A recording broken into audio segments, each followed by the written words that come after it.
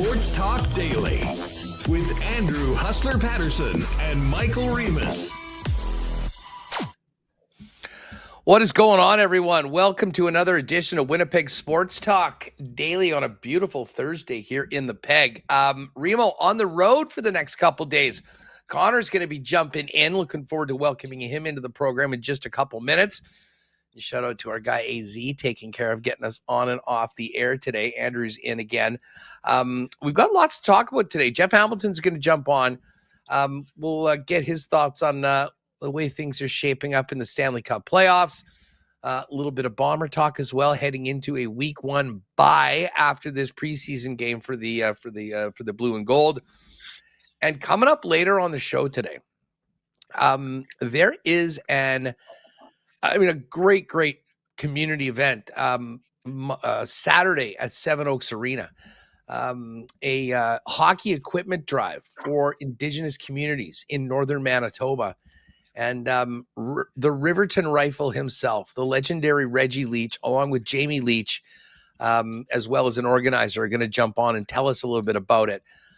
But this conversation with Reggie is incredible. And, we hear a lot of these things. Hey, you know what? You like to got some extra stuff, do it. The effect that this can have on youth, especially underserved youth in remote communities, can be incredible. And Reggie is maybe the example of that. So I think you'll really, really like that. We'll have that a little bit later on the program today.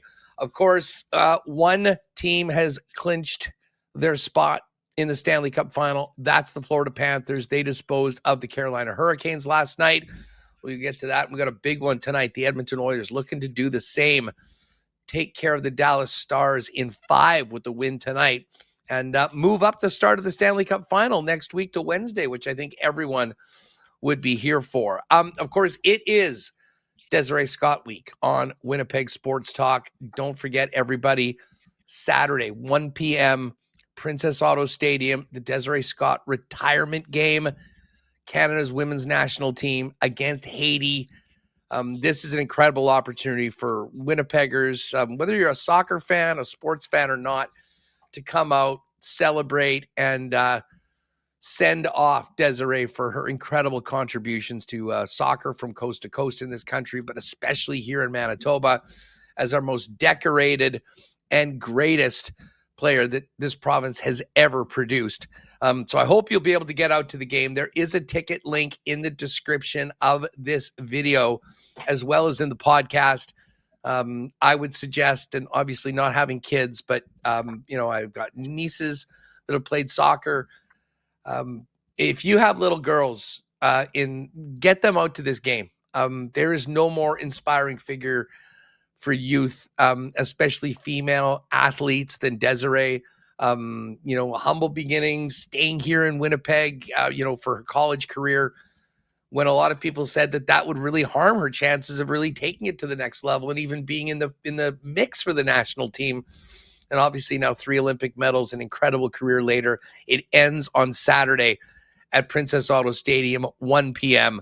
So I hope you'll be there. If you haven't already, not sure whether Remus has sent out the tickets that we had to give away for the event, but you can go to winnipegsportstalk.com, click that contest link, and might get in for the last few pairs that we've got to give away for the game as well.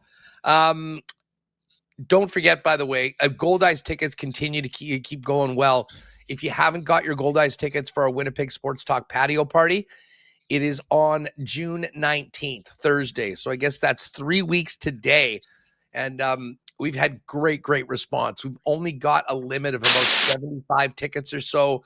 They're more than half gone right now. So go over to winnipegsportstalk.com, grab your tickets. We're going to be filling that lower deck patio party with the entire Winnipeg Sports Talk crew. And a special invite to you podcast listeners that might not have a chance to mix it up with everybody in the chat every day live on YouTube. Would love to see you out there because you're all a huge part of the WST community, even though we don't maybe hear from you live on the show when we're doing it each and every day. So June 19th, Gold Eyes game, patio party with Winnipeg Sports Talk. Go to the site, winnipegsportstalk.com. Grab your tickets before they're full. Would love to see you there. And a big thanks to everyone that came out for the poker last night. I am still hurting. One of the worst beats I have ever taken. I won't get into it. No one likes to hear bad beat poker stories, but shout out to everyone. I saw Cowboy was there representing, Mark Amp, a number of the regulars. Though we did miss Schickster, who's often a real shark. Randy D in it as well. Not the usual top dog Randy D this time. And of course, myself and Michael Remus. So we'll do those again. Probably try and do one a month, and then maybe on some special occasions after the summer when we get into hockey season, on some off days of the Jets when there's less other things going around summery. We'll definitely get into some more. But a great time last night with everyone that joined us for the Winnipeg Sports Talk Poker Tourney over at coolbet.com. We'll get to the lines later on too for tonight's game. Listen, just before we bring in Connor Rabchak, do want to mention one other item, and that is without Remus here, I'll whisper to everyone. No, we are going to maybe be getting some new merch as well. Now, I think this might be in a format like we've had a lot of people that were looking for golf shirts, maybe some other things that we didn't have before. What we're going to be doing is solidifying a couple things that we're ordering, and then we're going to let you pre-order as well. This is not going to be something we're going to buy a ton and we're going to have in stock, but if you do want to get added to an order, we'll do that. So stay tuned for that over the course of the next week. We'll roll that out, and if you want to jump on with us, we'll have an opportunity for you to get some new, more higher end Winnipeg Sports Talk merch that I think some of you have been asking for and would love as well. All right, let's get Connor Rabchak in here to join me today. What's going on? How are you? I'm doing well. This is a fun time of the year, even though the Jets aren't playing. There's still some really great hockey being played. And last night especially, we finally had like a close game in the conference finals. Like it was 3-3 with like 7 minutes left there in the third. So Carolina came out hot, of course. Florida stormed back, and I'm hoping to see another close game. I was with you the other day, Huss. I thought maybe overtime in game 4 of the Edmonton series, but nice to see some closer games because there's been a lot of blowouts in these conference finals. So to get a close game, high-level hockey, it's fun to watch. Yeah, no doubt about it. By the way, I got to shout out our pal Jake. Schickster said, sorry, Wednesday is D&D night. Well, we'll make a point of not doing Wednesdays next time so you can join us, Schickster. But JBM's in the chat. By the way, for those of you that are cool bettors and Gold Eyes fans, we now have Gold Eyes lines. Gold Eyes are plus 108 tonight in Kane County against the Cougars. For those that observe, we will get on that, and then it'll be a lot of fun, especially with these home games when the Gold Eyes are back to, be able to head on over to Coolbet and back it up a little bit. But Connor, let's get to first off, let's get to last night's game. I want to spend a little more time talking about Maurice and his act a little later on, but you know what you're getting from the Florida Panthers, and that is a relentless hockey team that even if you spot them 2 goals on the road, to spot the Canes 2 goals at home, they're never done yet. And in some ways, at least through the East playoffs, we'll see whether this continues in the Stanley Cup, the Panthers just sort of seem inevitable. And looking back at that series, it's like they picked up the Canes, they dragged them into the alley, and they left them there, and now they're walking back to the Cup final for the 3rd straight year. And that's Florida Panthers hockey, right? Is dragging teams into the alley, and you're not going to make it out healthy. You're not going to make it out alive. And their style has just been so dominant for these past 3 years now. They've gone to the Cup finals 3 years in a row. But it's that relentless forecheck where you're like almost bound to break at some point if you're a defenseman playing against the Florida Panthers. And then Alexander Barkov just makes one of the most incredible plays in a tie game to set up Carter Verhaeghe to give the Panthers a 4-3 lead. Like, Barkov is a player that was for a long time, on those lists, most underrated players in the NHL. I still think he's kind of underrated a little bit. Like, he is such a dominant two-way center. And then in a tie game at a big moment like that, he shrugs off Dmitry Orlov, fakes out a player, goes for his backhand, slides it to Verhaeghe, and the Panthers. That's the GWG, or the eventual one. So Barkov is such an impressive player. Like, he'll shut down the opposing team's top players, and he'll get his own offense. And he's really the catalyst for offensively what they're able to do. But their top 9 is one of the most impressive top 9s I think we've seen in maybe like the salary cap era right now. Like their third line of Luosterainen, Lundell, and Marchand is just slaughtering opponents. It's really something special to watch how good Florida is and how good they are at playing their style. And if we get Edmonton versus Florida, it's going to be very interesting because Florida's kind of winning by committee, and Edmonton, they are too, but like they have McDavid and Draisaitl, so that'll be an interesting clash. Well, it's funny, and we'll kind of get into this a little bit more when we talk Oilers stars, but I was just, on the lock shop and we were talking about Oilers right now, and I'm looking at their lineup, especially without Zach Hyman. And, they've had to win hockey games in different ways. Like, this is not the team that is just, a disaster at times in their own zone and is leaning on McDavid and Draisaitl to go for 2 or 3 a game and just simply outscore their mistakes. I mean, they're a team that is showing that they've got a new level of defensive responsibility and focus on that level of game. And that's why we see them win games like we just saw 3-1. Why we see them win 1-0 in Game 5 in Vegas, to end the night season earlier on. So it is a little different. But, man, when you look at, like, it looks like Jeff Skinner's going to be coming in, playing with Adam Henrique on the fourth line.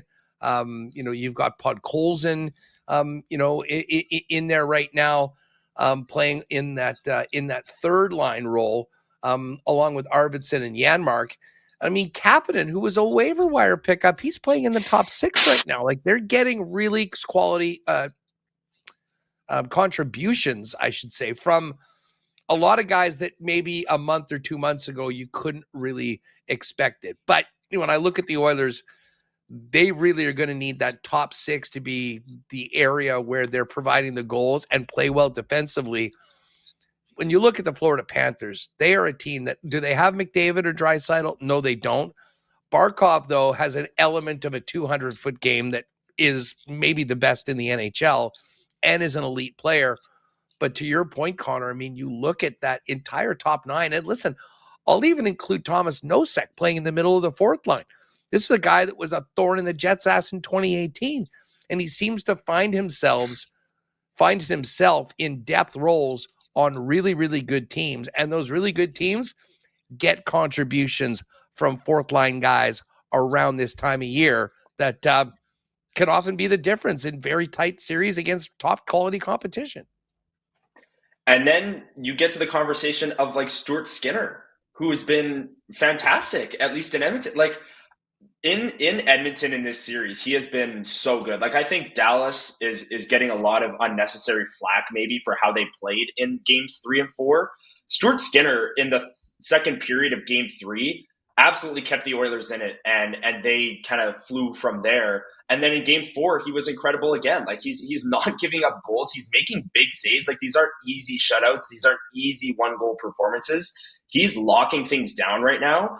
And it's really, really wild that, I mean, we say all the time that goalies are voodoo, but for Stuart Skinner to be just like lights out in a Western Conference final just further proves that point that much more. But yeah, what a matchup it would be if we got the rematch, which it looks like we will. Florida's already there. Edmonton 1 win away. Barkov versus McDavid has been such a fun matchup to watch.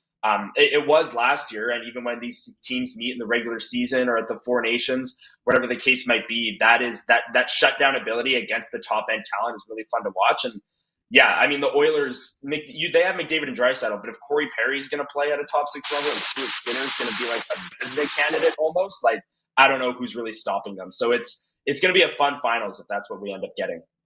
Yeah, listen, let me put out the why not question of the day to the chat. Brought to you by Not Autocorp at Waverly and McGillivray.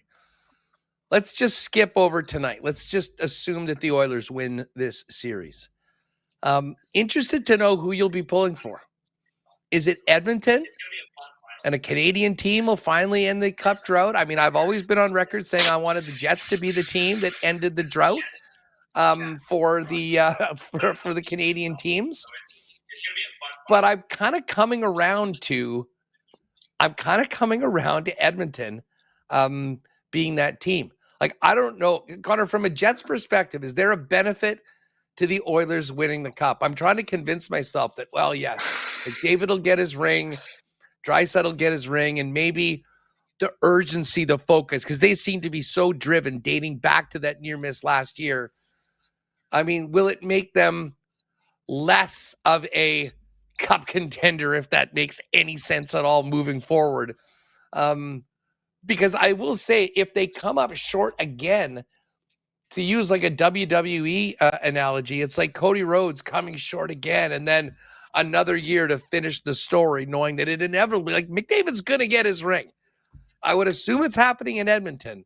Is it better that we just get it over with now and not have the Panthers go back to back? I don't know. Let us know in the chat, though.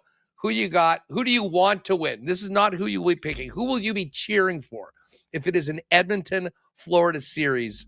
I never thought I'd say this, but I think I'm actually going to be riding with the Oilers, assuming that they're there. I'm going to be cheering for the Oilers as well, Huss. And where I sit on this is, like, if you're a Jets 1.0 fan where the Jets were getting eliminated like every other year by the Edmonton Oilers, I totally get it. But I was not a Jets 1.0 fan. I was not around for that era. I have a Connor McDavid like Four Nations jersey, and it was so much fun cheering for him as like someone on the team that you are rooting for, right? So I don't know. I don't hate the Edmonton Oilers as much as maybe Jets 1.0 fans do. And I'm here for them winning the cup. And I'm here for it, Huss, that it eventually benefits the Winnipeg Jets, because that's a team that's less hungry next year. But I still think, like, McDavid has to win at some point. Like, this is an Alexander Ovechkin thing at this point. Like, obviously Ovechkin was further along, but it's like you're kind of just waiting for him to win at least a cup. It's going to happen eventually. Why not have it be this year? I'd rather them win than Florida go back to back. Yeah, that's the narrative that I'm going for. Okay, we'll suck it up. We'll get behind Edmonton to win, but it will somehow make them less hungry to do it again in the future. I'm not sure that there's any truth or reasoning behind that, but I guess we can hope that it'll make that'll make it. We all know how tough it is to come back and do it again. So it's been fine to have these teams in the East and and Florida win it. We'll go from there. It seems we'll get to T. Will. I'm pulling for a sudden lockout. Probably a few fans like that. Listen, what are your takeaways from a Carolina perspective? They get back there again, and I thought Rod Brindamore last night made some really good points after the exodus of top quality players from their organization last year after the playoffs. He was wondering, what this team was going to look like, whether they even be a playoff team. So I think you got to give them a lot of credit for what they were able to do with a bunch of new personnel, trades during the year to get to where they did. Obviously, it's very disappointing to get back to where they were. Yeah, they won one game. They're out in 5. I guess that's better than being swept. But, moving away, like, where are you at on the Canes right now, knowing that they probably took a little bit of a step back with the deals that they made at the end of it with Stankoven. They do have 2 first-round picks. It could definitely be packaged in some sort of a deal. Big disappointment, or if you step back and you say, you know what, considering what they dealt with, pretty damn good season by Carolina. They're just simply not as good as Florida right now as they're built. Yeah, I do think that Rod Brindamore had a very insightful answer into that, in terms of, like, well, when you see the pieces that left in the offseason, I wasn't even really sure if we were going to make the playoffs. And they did. They beat New Jersey, who was really banged up without their top-line center. They beat Washington, which is an accomplishment because Washington was right there at the top of the league really all season long. And then Florida's just on a mission. Like, Florida's been to 3 straight Cup finals. They're just a step above what Carolina is.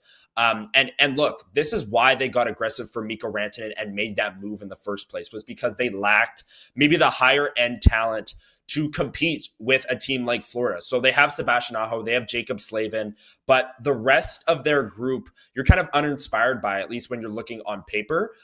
So that's why they made that move in the first place. Obviously, it didn't work out. So they kind of reset everything, got Stankoven, who looked good in the playoffs here, got a few first-round picks for it as well.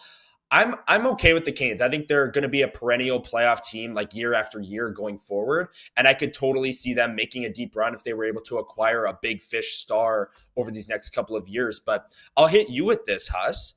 Let's just assume that the Oilers win tonight and each series ends 4-1. Is it a little bit of an indictment that both of these series ended in 5 and they were both supposed to be first round matchups if they seeded 1 versus 8 versus the format that we have now?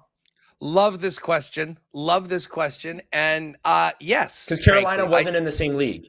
They weren't. Like, they won a game, particularly sure. in the East. It was you Yeah. could make an argument that the top 3 teams in the East were all in the Atlantic Division. And listen, I think you could make the argument that outside of the Oilers, potentially the top 3 or 4 teams were in the Central Division. Obviously, Vegas had a really, really strong year. They won the division. They deserve to be there. But I do wonder whether, another year of Edmonton, LA, another year of really underwhelming and quick conference finals. I mean, I know Gary loves the bracket and we know exactly how it's going to go right out of the gate. To me, the juice just simply ain't worth the squeeze. And more interesting matchups, rewarding teams for their performance in the regular season, I think should mean more. And right now, I don't know that we really get that with this format. It's great to kick off the playoffs with Dallas versus Colorado and Florida versus Tampa, but people are fired up for the first round anyways. There's 8 series. You might have a couple that aren't great. You're always going to have some that are good. I'm here for the argument that if you go back to 1 to 8, it's more fair, and we'll have more competitive hockey in the third round, which has traditionally been a bit of a dead zone in the 2 months that is the Stanley Cup playoffs. And Huss, to further your point about people being excited for the playoffs, if Dallas-Edmonton was a first-round matchup, I would be hyped for that. Like, I don't care that these teams aren't in the same division. That would be an incredible first-round matchup, the same way that Florida versus Tampa Bay was and all of these matchups, right? I'll also say this. The Jets played the Blues in the first round, and that was a wild card. So that really wasn't a part of the playoff format, right? It still would have been 1 to 8, though. It still would have been 1 to 8, 100% agree. But here's my point. They beat the Blues and then lost to the Stars. Who do Jets fans hate more coming out of the playoffs, the Blues or the Stars? It's almost certainly the Blues, or at least that's the sense I get from Jets fans. Right, so just because you're playing a team in your division, which the Blues are in the Jets division, but that's not how the playoff format works. It still would have been 1 versus 8. I think rivalries aren't just because, this team's in the Central Division. It's because you hate a team regardless of which division they're in. Like, if the Blues were in the Pacific and the first round played out the same way that it did, we would still be in the exact same scenario, and the Jets fans would still hate Blues fans and vice versa. Like, I don't think that. Like, I'm also sick and tired of watching LA lose to Edmonton every year. Like, I don't think there's really that much fire in that series. And yeah, they're done with it. Like, I don't know. I'm kind of over this playoff format. We're getting the same matchups. I don't think the rivalries are really working. Like I said, I think if St. Louis was in the Pacific, you'd still have that hatred for the Blues coming out of that series. And I think there's different things that contribute more to a series than just raw series played against one another, That's no, I agree with you. I mean, the way the schedule's cranked out right now, it's not like there's way more games in the division than you have in the other conference. I mean, you're playing those teams 3 times a year. You're playing your division teams 4 times a year for the most part. So I understand the reasoning behind it. I just don't agree with it. And I mean, 2 more quick 5-game conference finals, I think hopefully will give them pause to maybe reconsider this and, give us a little bit more variety. And as I said, reward those teams. I'm fine with giving the other division winner the 2 seed if you want to do that, whatever. But I mean, let's, as I said, both of these series would have been first round matchups. They're sort of looking like they should be first round matchups right now. And listen, that's no consolation to teams like the Jets or the Avalanche or the Vegas Golden Knights that aren't there right now because they've lost to one of these 2 teams. They've certainly earned their way there. No one's disputing that. But at the same time, it's how they get there, the path to do it, and does that make sense for hockey moving forward? Winnipeg Sports Talk Daily, Andrew Patterson, Connor Rabchak right now. We've got Geoff Hamilton coming up. We're also going to be talking with Jamie Leech and Reggie Leech on a big event happening before the big soccer game on Saturday afternoon, 9 a.m., Seven Oaks Arena. Looking for hockey donations for Indigenous communities up north. We'll talk about that a little bit later on. And, of course, get ready for that soccer game, Connor, on Saturday is going to be really neat. And we'll have Desiree Scott on the show tomorrow, which is a perfect way to sort of lead us into the weekend and the game. But for someone of your age, I mean, I imagine, like, you certainly remember, I'm sure, the 2012 Olympics, where in a lot of ways that was the start of this golden age for Canadian women's soccer. Desiree, Christine Sinclair, Diana Matheson, who joined us on Monday. And, just talking to all these women and people in the soccer community this week, I'm just really happy that they were able to make this happen and have this thing in Winnipeg. And, I know it's sort of like a spring, summer weekend. There's a lot of people away, but I hope there'll be a lot of people that realize the significance that she's meant to this community, the way she's represented as one of our greatest ambassadors, regardless of being an athlete. And obviously right now, I mean, a young team that has a lot of new faces that will become household names in future World Cups and future Olympics playing right here in the Peg. Yeah, I'm super excited for Saturday, Huss. It's going to be so awesome. And what you asked about, the younger generation, like I was 10 years old in that 2012 Olympic bronze medal game when Diana Matheson scored. And I do remember that when you had Diana Matheson on the show earlier in the week, I went back on YouTube and watched the goal. I do remember watching, that was coming out of the 2010 Winter Olympics too. So there's a lot of Canadian sports momentum, at least from that. And then into 2012, like that just carried it through. And you had Murat on the show earlier in the week, and the Canadian women's soccer team set the table of excellence, and the men's team is starting to catch up now. And that's what's Murat's point as well. And it's been so much fun to watch both teams, the women's team a lot earlier than the men's, but both teams kind of grow as this decade has rolled along, or 15 years now. But yeah, going back and just rewatching that 2012 bronze medal game brings back a lot of good memories. And I'm fired up for this conversation tomorrow with Desiree Scott, and for the game Saturday as well. Princess Auto Stadium, sure, it's going to be a beautiful day. I haven't checked the weather, but it's going to be awesome. There's going to be, it's going to be, there'll probably be a few moist eyes at one point, certainly for people that are close to Des, but it's going to be a real fun time. And yeah, especially if you've got young girls that are playing soccer or playing other sports, I do your best to get them out there for that. Tell you what, let's get to some fan feedback. Brought to you by Fans First, your number one spot for buying and selling Winnipeg tickets on the resale market, with no fees. Fans First, what you see is what you pay, not a cent more of that listed price. And it's a great spot to sell tickets to if you've got extras. Great customer service and quick and prompt payment the next business day after the game is played. We asked everybody about what are they feeling about this series, potential series between the Oilers and Panthers, and who you'll be wanting to win, not who you think is going to win.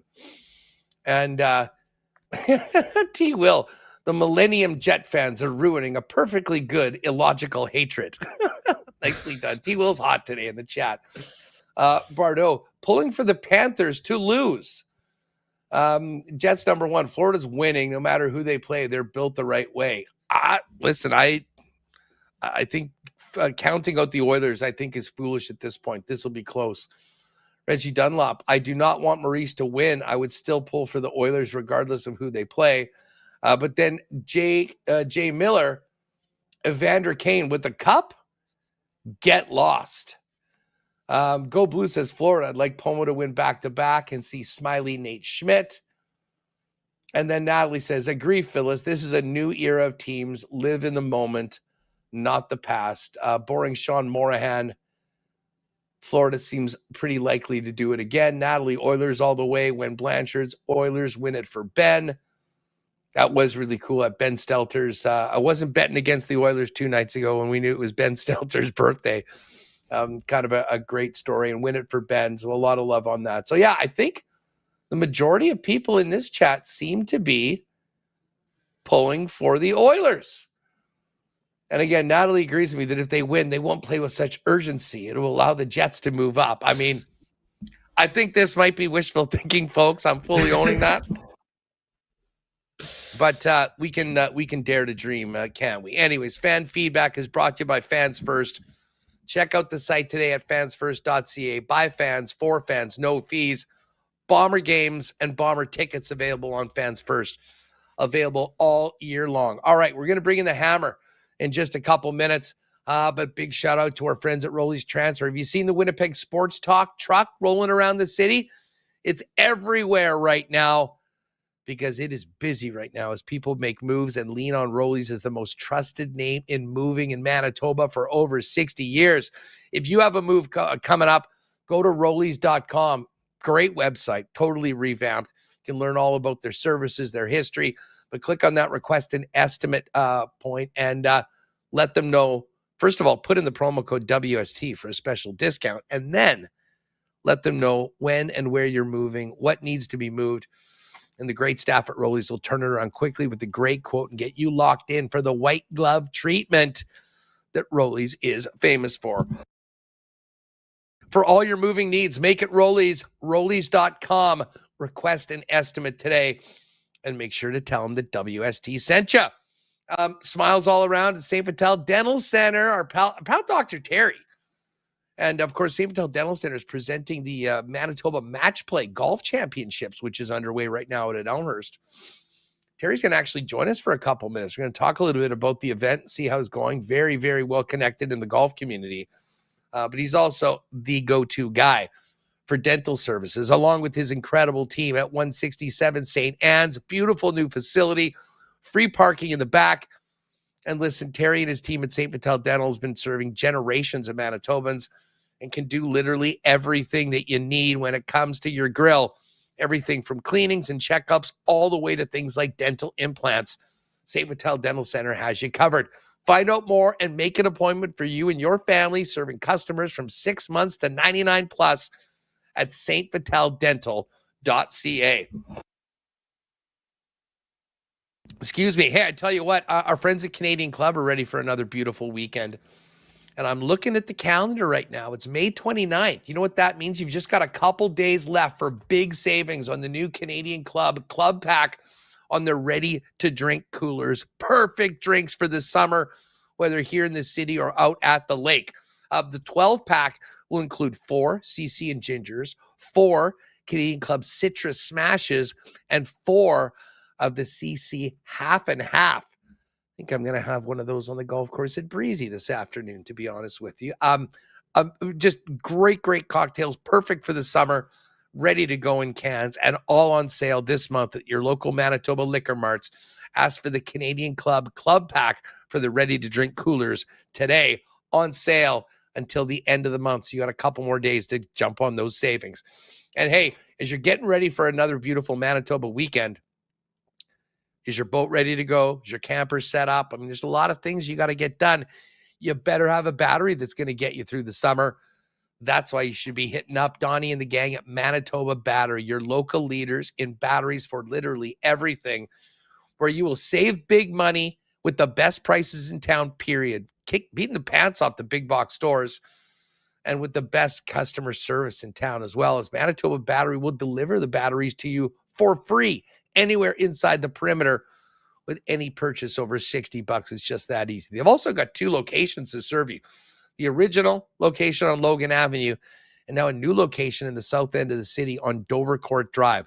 So do not spend $50 more a battery at the big box stores. Get the best prices in town, saving big money at Manitoba Battery. Shop local and save time as well, as they'll deliver those to you for free. ManitobaBattery.com. All the information you're going to need for all your battery needs. All right, we're going to bring in Geoff Hamilton coming up in just a moment. See what the Hammer's got to say. Hammer's got a big weekend coming up. We'll touch on that in just a minute. But this segment is brought to you by Ben Moss. Ben Moss is proudly Canadian-owned and operated with history dating back more than 100 years. 3 locations in Winnipeg, Polo Park Shopping Center, St. Vital Center, and Kildonan Place. Ben Moss is committed to customer satisfaction. Check out a large selection of Canadian mined diamonds, lab-grown diamonds, and mined diamonds available with payment plans to suit your need. For more information, check out benmoss.com. Ben Moss, because love is timeless. All right, let's welcome in Geoff Hamilton right now on Winnipeg Sports Talk. All right, let's welcome in Geoff Hamilton from the Winnipeg Free Press. By the way, CFL 110, the season premiere is out. We did it on Tuesday. It's on the YouTube channel, and we'll have our week 1 analysis, picks, some future bets as well coming up next Tuesday. Hammer, what is going on? It was great to get back in the saddle with the little CFL 110 this week.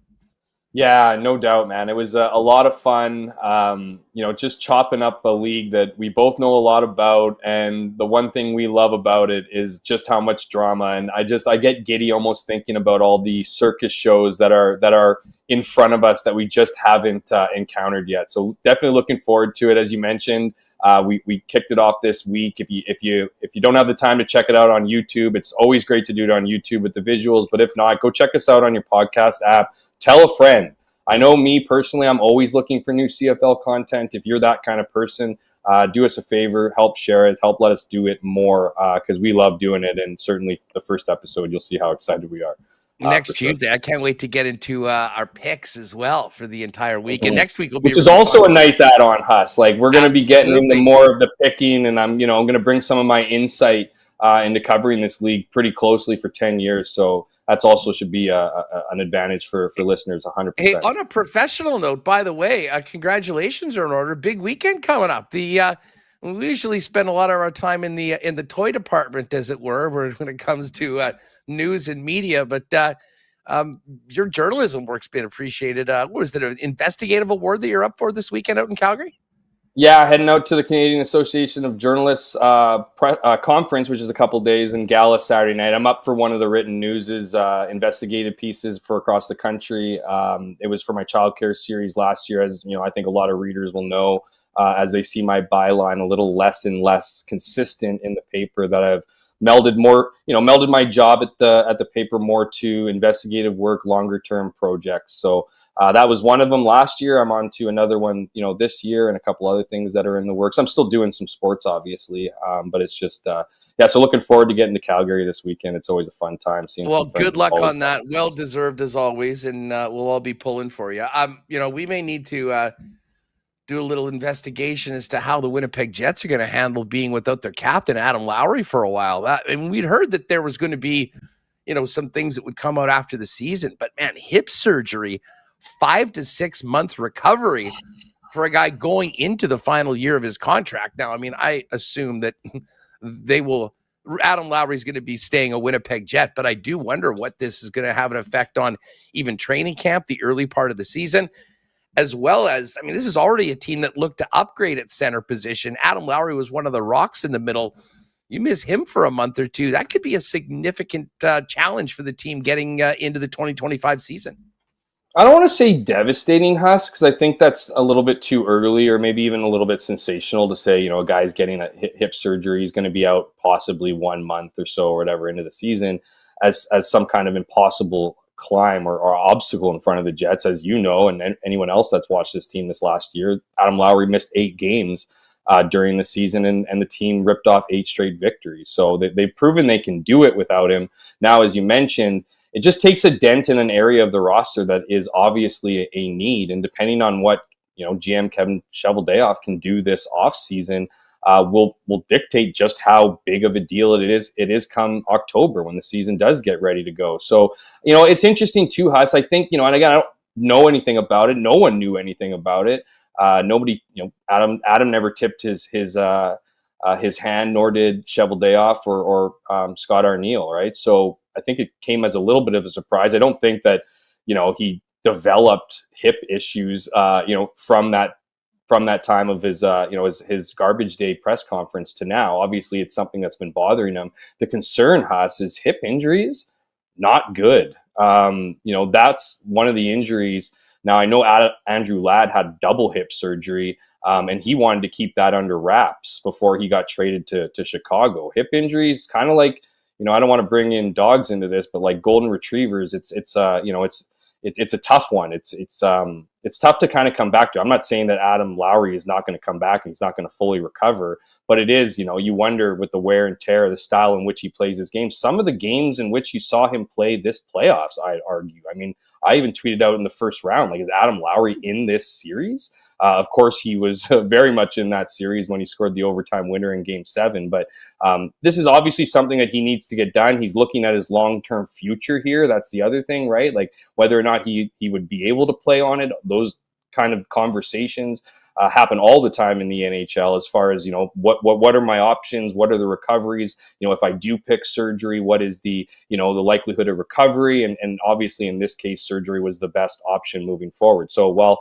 it might lead to the captain and a big leader, obviously on and off the ice being out of commission potentially for a month into the season, it does probably mean a healthier, stronger Adam Lowry moving into the future. And as we've talked, it sounds like both sides want to make this guy a Jet for life. So while it might be, some growing pains early on into the 25-26 season, making sure that Adam Lowry is a healthy and effective player for a lot more of the season has to be priority and seems to be taking place here.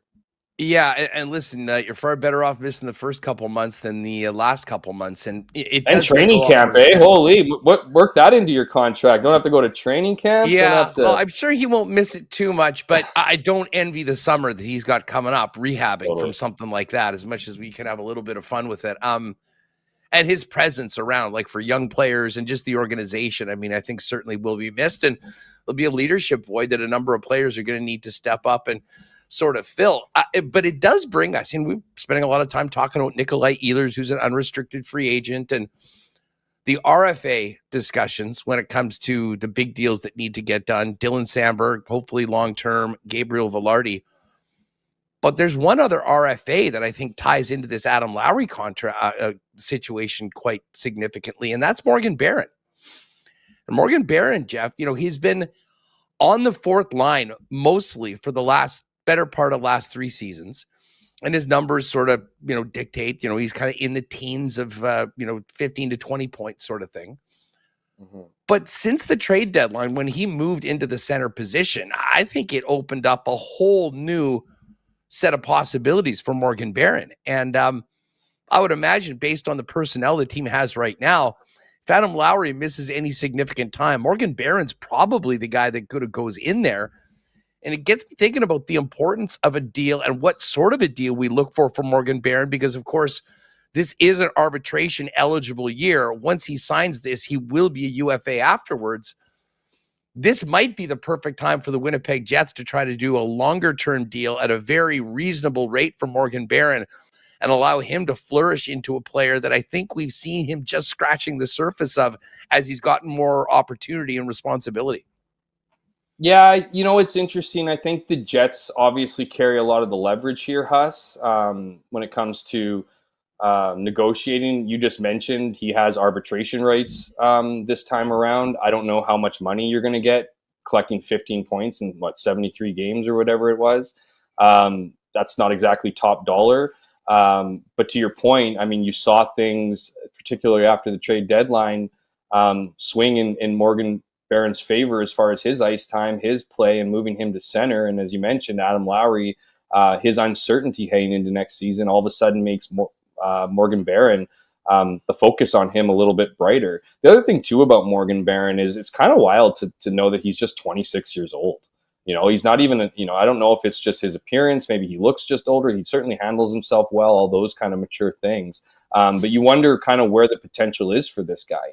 He is entering into, arguably his prime and is certainly ready for opportunity. You mentioned Adam Lowry. I mean, there's talks about reconfiguring this team out of that third line. Maybe that's Morgan Barron's opportunity to take over that place in the evolution of this roster. I don't love the idea of Adam Lowry moving up to the second line. I just don't think it's a place, if anything, I would be looking to build a team that put him down to the fourth line. I'm not suggesting that Adam Lowry is a fourth line center at this point in his career. Obviously, he's proven that over the last few years. But if you are looking to sign him to an extension moving forward, how long are you going to be able to rely on him as your third line center, let alone, your second line center? So that's all, a lot of things can change, obviously, too, with the offseason. And if the Jets do make moves, certainly we've seen in the past that they've made splashes over the offseason, whether that be through trades or free agency. We'll see if that thing's on the horizon. I think it is interesting with Nikolai Ehlers, the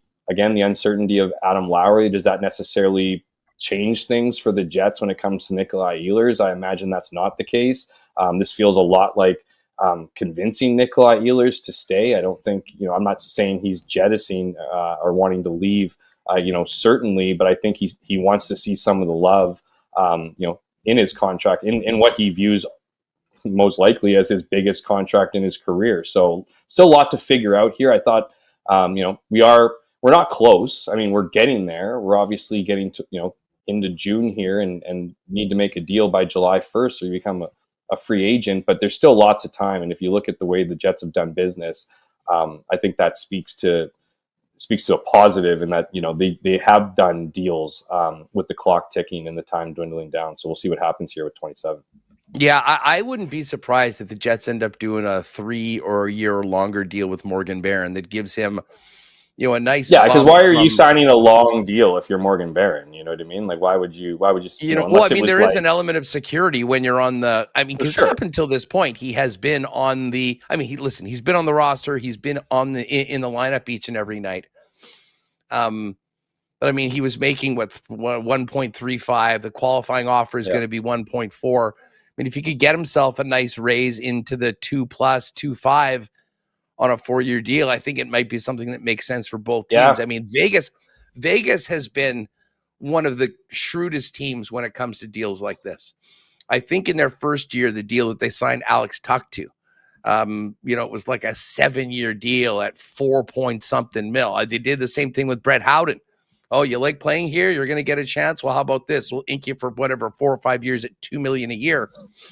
And then the guy knows what he's making, and it's his opportunity to go and get. Now, at 26, a 3 or 4 year deal, if you can really establish yourself, then you're going into unrestricted free agency. You've got another chance to, build on that and move forward. But the bottom line for Morgan Barron, regardless of what the contract looks like, is that I think with this news, with Adam Lowry's injury, even more so, Morgan Barron is going to come in a very different situation than he has been in previous training camps with the Winnipeg Jets, regardless of what happens personnel-wise with adding someone at the 2C position. Yeah, I mean, that's got to be the message out of the exit interview for Morgan Barron from the coaching staff is, look, you have a lot of opportunity here. I mean, if Morgan Barron hasn't realized, I don't think he needed that. I'm sure he got it, but I doubt he needed it when he can look at this team's, even in the times where this team is actively seeking out center depth. They've struggled to find what they're looking for. So if you're Morgan Barron, you're going into the offseason and saying this is the biggest offseason of your career. I mean, I'm sure he's been doing that the last, ever since he's been in the league, but there is a lot of opportunity here. That's where I think that's where I think if you're the Jets, you want to get past the arbitration. I'm not saying Morgan Barron is, mentally weak or anything like that, but the arbitration process can be ask Mason Appleton, right? It can be a challenging one. It's not just him; it's every player that usually enters that portal. Gets told how not valuable they are, right? I think if you're the Jets, you don't want to be doing anything to damage Morgan Barron's his confidence. And to your point, Huss, given where he's at points and given where he's at with potential, maybe there is an opportunity to ink him a little bit longer for a little bit more money that maybe he's deserving as far as an arbitration would go, but might be an absolute bargain in 2 or 3 years' time. Yeah, listen, I don't think there's any way he goes to arbitration. I'm not even sure that number, the qualifying number, is probably in and around what the stats call for, but I think the Winnipeg Jets and Morgan Barron feel that there's much more to come from him. And as I say, I'm excited about Barron and where he's at. And as we talk about the center position all year long, and you mentioned that, some people suggesting that Adam Lowry just go and is the second line center for this team. I mean, I don't think that's plan A, maybe, or plan B. And now he might not be able to go for a month or two to the start of the season. So, Geoff, it's very clear that center ice position is outside of the status of Ehlers and the RFAs. The question for Kevin Cheveldayoff as to whether that can get rectified early in the year as opposed to dealing with it in season.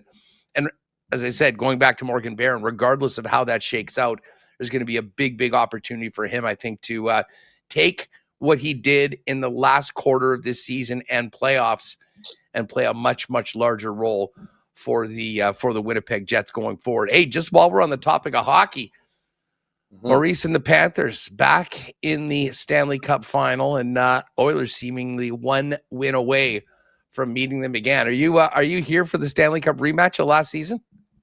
Yeah, why not? I mean, I'm all. I mean, would I like a change of scenery? Yeah, for sure. I mean, but I'm not against a rematch. I mean, look what Florida's been doing the last few years here, right? I mean, it's absolutely incredible. They're a team that knows exactly when and how to turn it on when the playoffs come. They got players up and down their lineup who are making massive impacts. All the ingredients, Huss, that you hear from every team that's either won or wants to win, right? You need those things, and we're seeing that in spades in Florida.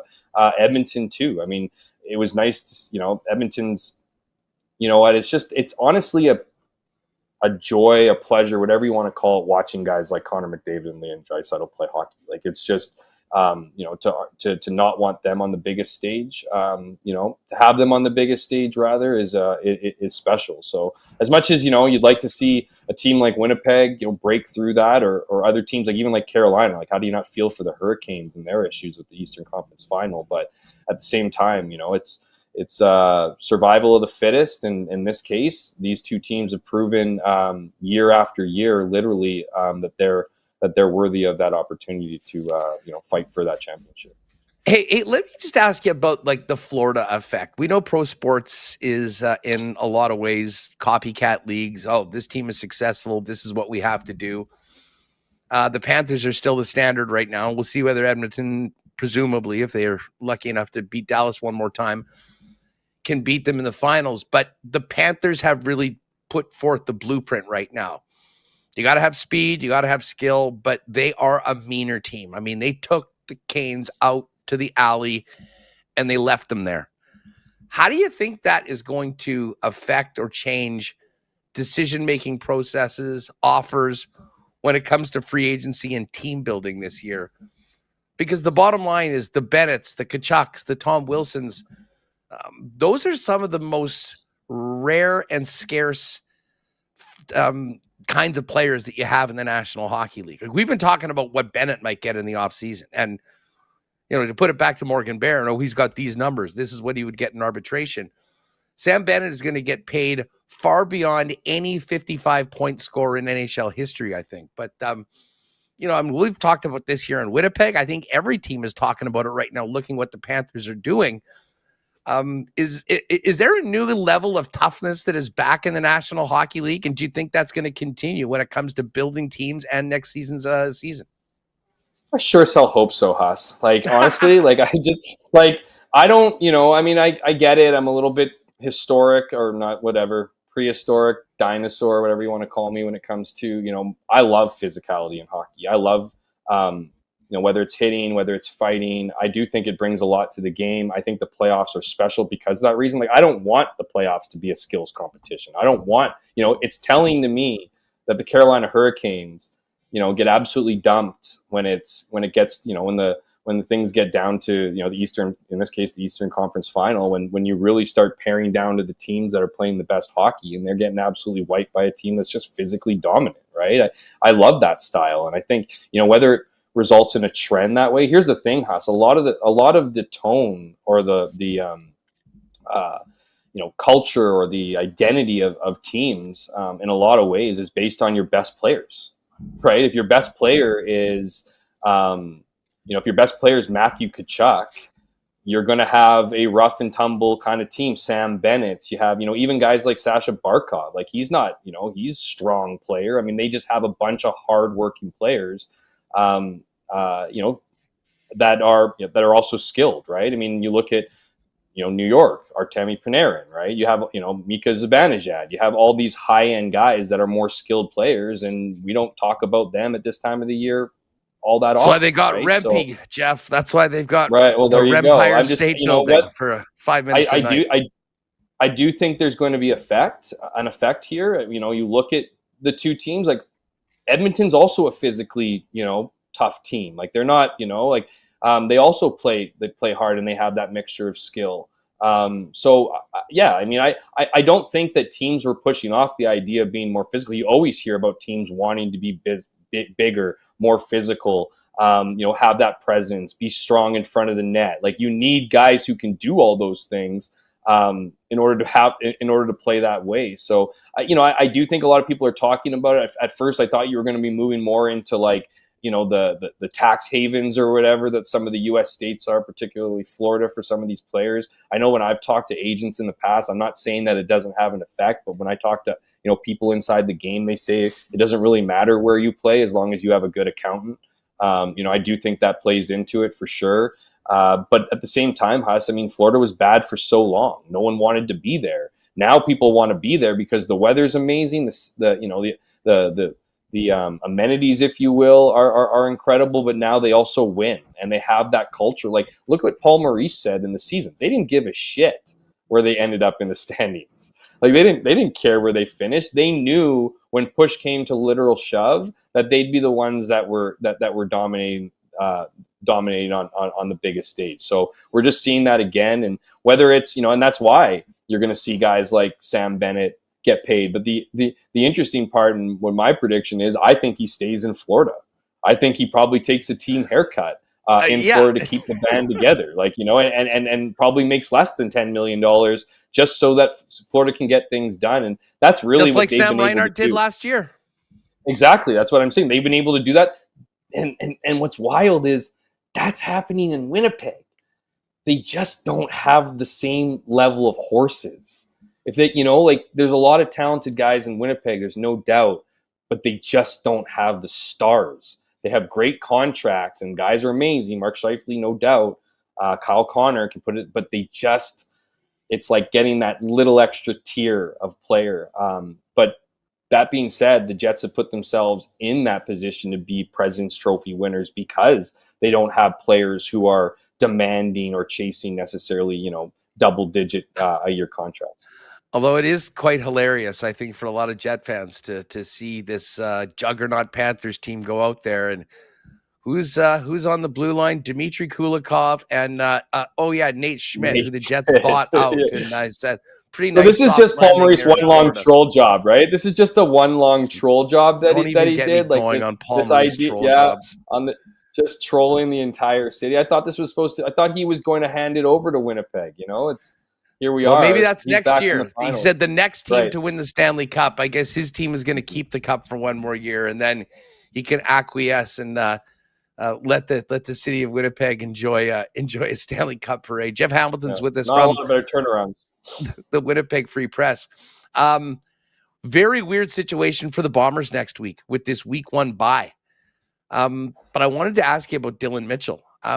Very strange camp for him. He came in, pretty heralded offseason signing.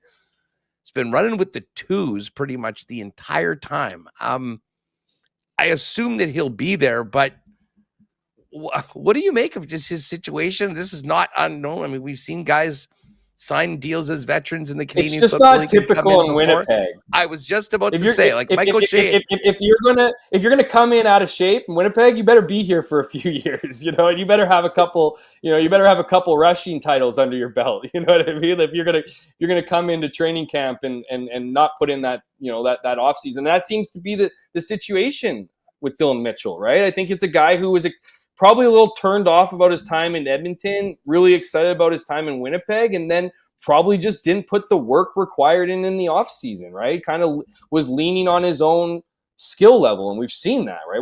I'm not saying we've seen that in the sense a bunch of guys lean on their skill level. We know that Dylan Mitchell has the skill to perform in this league, and I think when you rest on your laurels and you don't continue to build on your game and your craft, and then you show up to training camp with certainly a lot of expectations, right? There's a lot of guys that want to fight for that spot. And Mike O'Shea isn't giving it to anybody. And so, I see this as an indictment against his offseason. Obviously, he didn't put the work that he needed to do to be in his best shape and show his best camp. He admitted as much. I saw, my colleague Josh Frey-Sam write a story on just that, him talking about not coming to camp as well prepared as he should have been. And this is a reality talk, right? You know, the FIFO mentality, Huss, fit in or F off, is essentially their motto, their mandate, their identity, their culture. And so I wouldn't be surprised if, you know, Dylan Mitchell got an earful from some of his new teammates saying, hey, dude, that's not how we do it here. You want to be part of a championship team, a team that, you know, has the goal of winning it every season and has been to the last 5 Grey Cups. You better fit in, man, because you know what? There's not a 5th team to work with. You know, like the next call is being cut. And so, you know, I think that whether he's being, you know, and I'm not saying that Mike O'Shea is all about like making examples of guys, but I think this is a perfect example when you look at the approach that Mike O'Shea took heading into the 2024 season. I wrote about it during Grey Cup week about how he addressed the team, how things were going to be different. And he left it broad on purpose because he wanted them to interpret that. He wanted them to go through the struggles and he wanted them to come out of it. And so he knew that there were going to be, you know, that the personality of this team was changing, the work ethic. He never said this explicitly, but you could certainly read through the lines, might have been dipping, and that the team might have been doing too much for this organization. You know, I think it was becoming a bit more of a clubhouse than a workplace. So I think, you know, maybe seeing a guy like Dylan Mitchell, seeing a fresh face come in, no one's getting a free pass in Winnipeg. It doesn't matter what pedigree you have. You could have led the league in any category, you know, anywhere last season. If you come to Winnipeg, the expectations is what you're doing today, not what you've done. So Dylan Mitchell obviously got a good taste of that, and hopefully he can use that as motivation. Sounds like he's using it as motivation, and the Bombers can see the guy that they saw last year in Edmonton be effective in their offense. Well, we'll have a opportunity on CFL 110 on Tuesday to kind of look at all the teams and prospect their futures, and of course get ready for week 1, which will not include the Winnipeg Blue Bombers. They got to wait till week 2 of the season to officially kick off their quest to get back to the Grey Cup for the 6th straight time on home turf at Princess Auto Stadium in the south end of the city. Hammer, good luck this weekend in Calgary. Congratulations, and we'll talk to you on Tuesday for CFL 110 right here on Winnipeg Sports Talk. Thank you, my friend. Always a pleasure to be on here. Looking forward to cutting it up again. Should be a fun one. Have a great rest of the week, and you enjoy your weekend as well. You got it. We'll talk to you then. Yeah, you know what? I'm extra jacked for next Tuesday, and I guess the week 1 CFL 110.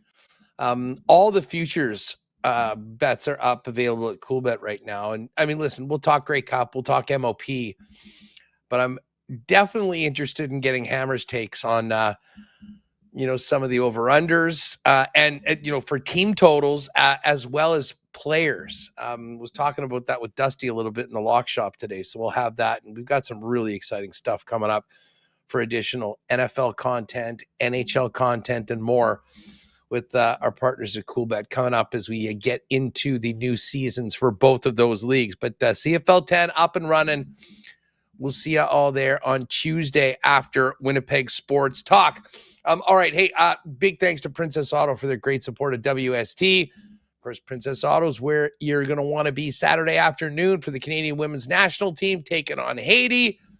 And then the following week for the Winnipeg Blue Bombers home opener. Tickets going very quickly for that. You're going to want to get your ducats and make sure you're counted in for what should be a great kickoff to the season. Of course, no Zach Caleros. It'll be Chris Strevler getting the ball for game number 1 of the 18-game season due to that 1-game suspension for Zach. Of course, Princess Auto, proud sponsors of the Bombers and their home, Winnipeg Sports Talk, and so much of our Winnipeg sporting community. And Princess Auto, founded in Winnipeg, headquartered in Winnipeg, and now coast to coast, but with 3 locations to serve you in Manitoba, Panet Road, Portage Avenue West, and of course, out in Brandon for our friends in Westman.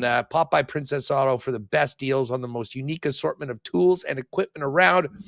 Everything you need to complete the projects on your list or start something new at Princess Auto. You can also order online and shop whenever you want, 24/7, 365 over at princessauto.com. Big thanks to our friends at Aikens Lake for their support of Winnipeg Sports Talk. And of course, of our Health Sciences Center Foundation auction. Looking forward to getting out to Aikens with Mark in early July, and then a little later on with some friends in the summer. Listen, if you're into fishing and maybe you're thinking about a different summer holiday this year with everything going on south of the border, Aikens Lake, a world-class fly-in fishing lodge where you can be on the water in less than 2 hours from the city of Winnipeg. And as incredible as the fishing is, which it is, the hospitality from the Aikens team and the Turenne family might be even better if that's possible.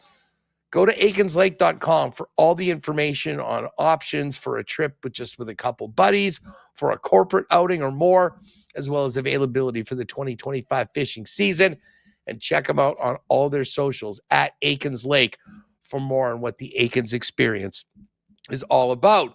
And hey, fellas, if you're looking at your summer calendar and realize that, oh my God, wedding season's coming up, I'm busy these weekends, what are you wearing? Well, if you got to up your menswear game before all of those important dates, get down to F Apparel, 190 Smith Street, Winnipeg's #1 spot for custom men's clothing, suits, and more for 15 years and counting.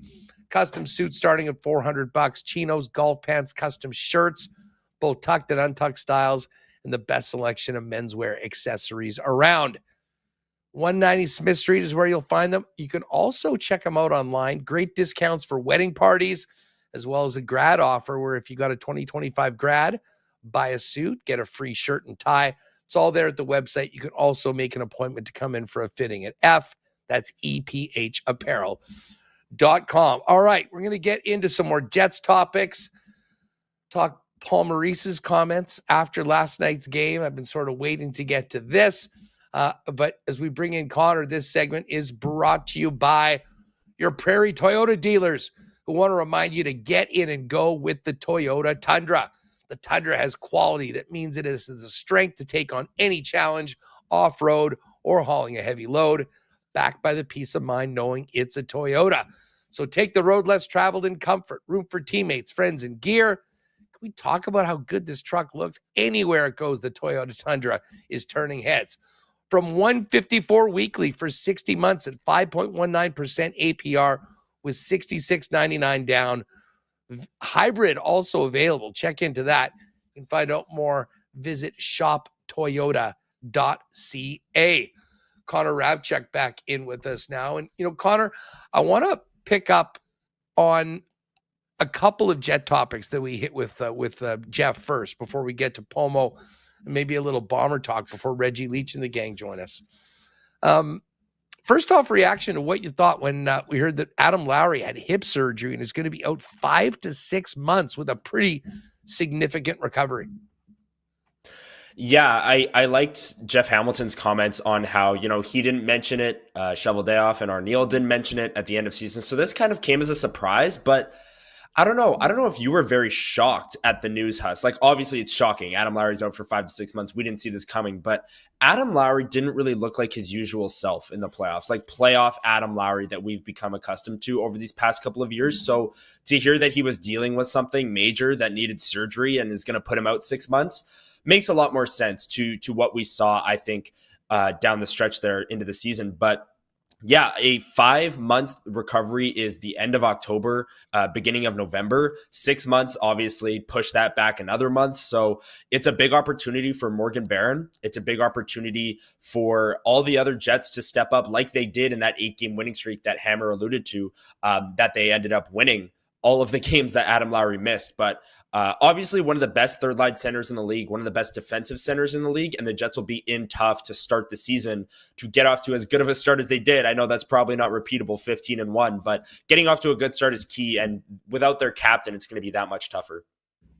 I also wonder just the effect of, I guess he'll be around with the club, but training camp is a really important time where, new players, young players come in, you come in together, and really the tone is set. And let's make no mistake about it, Adam Lowry has been the tone setter when it comes to the culture of this hockey club ever since he had the C put on his chest. Some would argue before he had the C put on his chest, to be perfectly honest. So, there is that.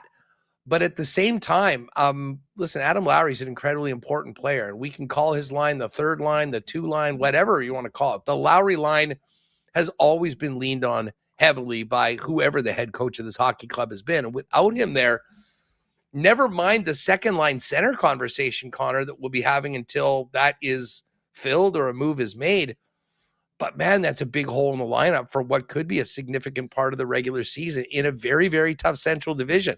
I know a lot of people like to say, oh, the regular season doesn't matter. Well, it kind of does, because if you don't have a good regular season, you don't have a chair at the playoff dance. It might remind people how difficult the Central Division is right now, which brings me to Morgan Barron. We touched on this with Geoff in the last segment, but to me, this makes Morgan Barron's contract. We've always talked, Dylan Samberg, Gabriel Velarde, the big RFAs. Listen, this is not to diminish either of those guys. They're very, very important players. But I honestly think that kind of quietly, Morgan Barron now is in a pretty good situation when it comes to negotiating his new deal. But I think there's also the confidence that he has turned a corner and is capable of much more. And there might be a possibility of getting Morgan Barron inked to longer than the usual 1 or 2 year deal to be a big part of this on a deal that could be very nice financially if he takes that next step, depending on what he signs for. They're going to need him. And I think he's going to be in that Lowry hole while he's gone. I think so too. And one thing that Jeff Hamilton brought up that I agreed with him on was hip injuries can be tricky, especially for players that are 6'5" and 230 pounds, like Adam Lowry. Like, that is a lot of weight and a lot of size and a lot of speed to carry around on your hip. And that is something that he might need the full 6 months, maybe even 6.5 to recover from this hip surgery. So Morgan Barron is going to be leaned on heavily to start the year. And you've seen a few of these in the past couple of years, Huss, where Brett Howden signed like 6 years at $2.5 million, and Miles Wood on the Colorado Avalanche signed for a ton of years, and Logan O'Connor, I believe, signed like a 6-year deal for $2.5 million. I'm not saying Morgan Barron's going to sign a 6-year deal, but I could see something, like you said, a 2-3 year, maybe even 4 at a lower cap hit like that, with the cap rising, as a guy who's always going to be here as a bottom 6 player. And hey, if he shines in the first 2 months of the season without Adam Lowry in that Lowry role, then you have a quality bottom sixer here for the next 3 to 4 years. So I could see something like that. I think we're headed towards maybe a 2-year by $2 million AAV deal for Morgan Barron, but that first 2 months of the season, the role that Adam Lowry is leaving behind is going to be very key for him to maybe even earn money on a next deal or whatever the case might be when he signs it. Well, listen, I mean, I think that, kind of what you just nailed and we alluded to in the conversation with Hammer is key right now. Like Morgan Barron's points, all of his metrics, like if he went to arbitration, he's getting probably what he made last year. I mean, he was like 16, 17, right, 18 points. I believe that he's capable of more with more opportunity. And he really looked good in the middle. And we know the stress at center within the organization, and it's compounded with Lowry out. If it was going to be a 2-year deal, it's probably going to be a number in and around where they're at right now. Maybe it's 1.5. He gets a little bit of a raise. But I would absolutely be here for a more significant raise if there was term to it. I mean, if you could tell me that Morgan Barron goes from 1.35 to 2.5, but he's signing for 4 or more years, I think that might be something that they would certainly consider. I mean, like, there's no guarantee that there's going to be a $3 or $4 million deal for him down the road, but knowing his importance to the organization, the role that he'll be, and that's still a significant amount of money, I think, for just about everybody, especially when you're talking about nearly doubling what the salary is right now. It's a number that is manageable by the Winnipeg Jets. I think it shows that he's a big part of the future here. And, if things go well, you could be looking at year 2 and 3 and 4 as a great bit of business from Kevin Cheveldayoff. And we have seen that before when it comes to deals. I think the bottom line is Winnipeg wants Morgan Barron, knows that there's a big opportunity for him coming up that's just increased with the Lowry news.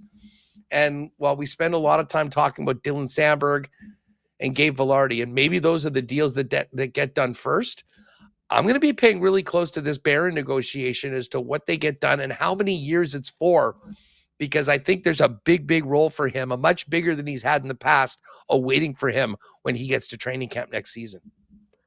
Yeah, and at 26 years old for Morgan Barron, a 4 to 5 year deal would just cover his prime years as a hockey player. So if you're the Winnipeg Jets and you think that he's a player that could be here for the next 4 to 5 years, why would you not explore that opportunity? And yes, it would be a higher cap hit going into this season, and maybe the first 2 years. But as the cap rises, like, you even look at the Scheifele and Hellebuck deals that are 8.5 per season. That is going to count for less percentage of the cap over these next 3 years. It's going to keep going down. The cap's going from 88 to 95 to 104 to 113 in these next 4 seasons here. So the cap is taking a massive rise. And if you can sign Morgan Barron, or if he is willing and able to go 5 years at 2.5 million or something along those lines, bottom six money that'll age nicely over the prime years of his career, I think that is a fascinating thing to think about, because in a flat cap world, bottom six players, you just kind of, okay, 1 to 2 years, $1 million, and that's the rest of it. But for a guy like Morgan Barron, who you alluded to the confidence there, Huss, I think that confidence really started to build when he moved down the middle, and Jets fans started to realize maybe this is a better player at center than on the wing. And I think he'll have all the opportunity to do it in the first 2 months of the year here. Maybe alongside Nino Niederreiter on that typical Lowry line, and whichever other winner. Maybe Mason Appleton, he's a UFA as well. There's a lot to question here on who's going to be filling those bottom six roles for the Jets come October. I'll tell you what, I'll call my shot right now with that line next year. And whether it's Lowry when he's available or whether it's Morgan Barron in the middle, I think it's going to be Alex Iafallo.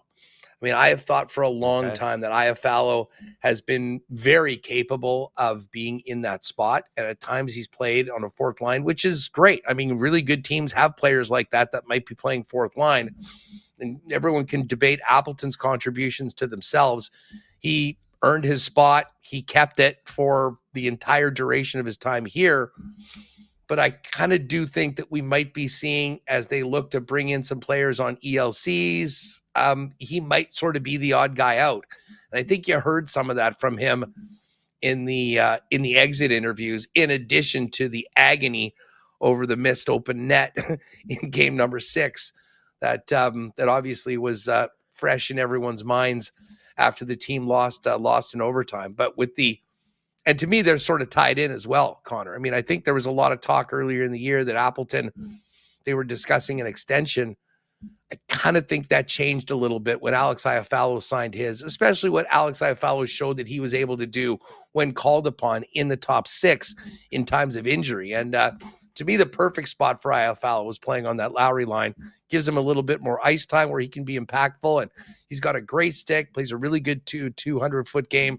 To me, they will not miss a beat, and in fact might pick up the offensive potency of the Lowry line if you've got Alex Iafallo in that regular spot, and we've certainly seen that he's capable of playing bigger minutes.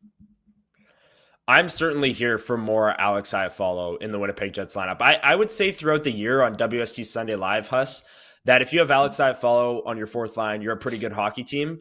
Alex Iafallo proved that he could play higher than that. He's better than a fourth line player, right? And if you want to, save some cap by moving on from Mason Appleton and not extending him beyond this season, or beyond last season, as a pending UFA. Alex Iafallo is perfect for that line. He's a great forechecker. They put him on late in games anyways to defend leads. Like you'll see him go out with Connor and Scheifele, and it'll be Iafallo, even when Velarde's healthy, to protect the lead. So I think he's the perfect shutdown player. You might see even more offense out of that line, like you said, Huss, because you're spending more time in the offensive zone, forechecking, cycling, getting to what the Lowry line likes to do. And Alex Iafallo, whether it's on the top line with Connor and Scheifele, or the second line with Perfetti, who he's had some moments with as well, or the third line with whether it's Lowry or Barron or whoever, I think more Alex Iafallo would be a good thing for the Winnipeg Jets going into next season, because he's almost too good to only be playing 12 minutes a night on the fourth line. I think he's due and able to take on a bigger role than that. And now with 2 separate teams, I mean, first in LA and now in Winnipeg, when needed, he's played significant minutes on the top line with top players and had very good results, and, helped those guys maybe even a little bit more in a 200-foot capacity, but not being a full anchor when it comes to offense, which is, I mean, those guys need to continue to be potent. And I thought that they, particularly Scheifele and Connor performed well when Iafallo was there. when they needed it badly, with Gabriel Velarde out, including the first few games of the playoffs against the St. Louis Blues. A lot of talk about Jonathan Toews again. I guess I believe it was LeBrun reporting that he is definitely coming back and will be making a comeback. And certainly the Jets have expressed plenty of interest. Where are you on what Jonathan Toews might be able to do if the Winnipeg Jets are the ones that are able to convince him to come here to restart his career?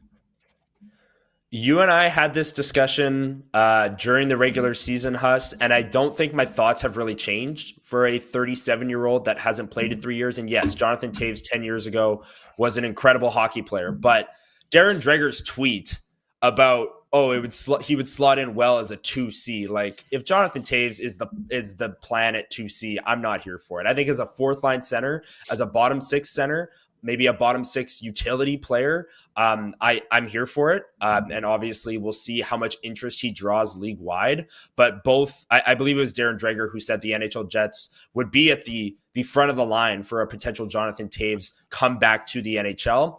I would not be, excited about a Jonathan Toews 2C experiment in the 2025-26 season. But again, if he's the fourth line center and he's, counted on for key faceoffs and just playing defensive shutdown hockey, so be it. Fourth line players don't really have as much of an impact, but I don't know where you land on that. As a 2C, it just doesn't excite me as much. Well, listen, I don't think you sign him saying that's where you're going. I think you sign him and say, come in and camp and we'll see what you have. I think it's insane for people to write off Jonathan Toews and just say the only thing he could possibly be is a fourth line center. Listen, this guy has done it all in this league. He's had a really tough few years, but I stand on this. I don't think he decides to come back if he doesn't think that he can be a very good version of himself. He doesn't need the money. It's not like he's got Stanley Cups. He's got all the awards. He's got gold medals. Like, what more does this guy need? It feels like he has some unfinished business to help teams win hockey games and wants to compete for a cup. And as I said, it's unconventional. And I agree. In most cases, you look at the age of the player, the time that they've been out, you'd say, well, what can you really expect from a guy? And I'm not saying count it in, mark him in for 60 points in a great season. But I'm also saying do not count him out on that. And for a guy that will be an unrestricted free agent, if there is a want and he kind of likes the idea of playing at home and, being a part of a Jets organization that he's got very good relationship with, I would love to see it happen. I think it would be a great story. And I do think that he might be able to really surprise people that have maybe pegged him in as a guy that all of his best days. Now, okay, I will agree. His best days are gone. I'm not sure he's winning 3 more cups and doing everything they did before. But I'll tell you what, he has always been a special player.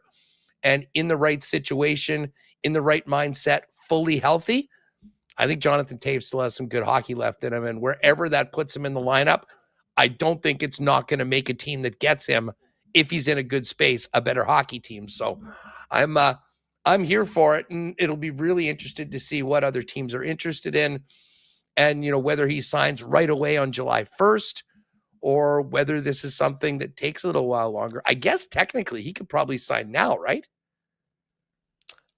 He doesn't have to wait till July 1st, does he? Well, because we were talking about him potentially making a comeback last year.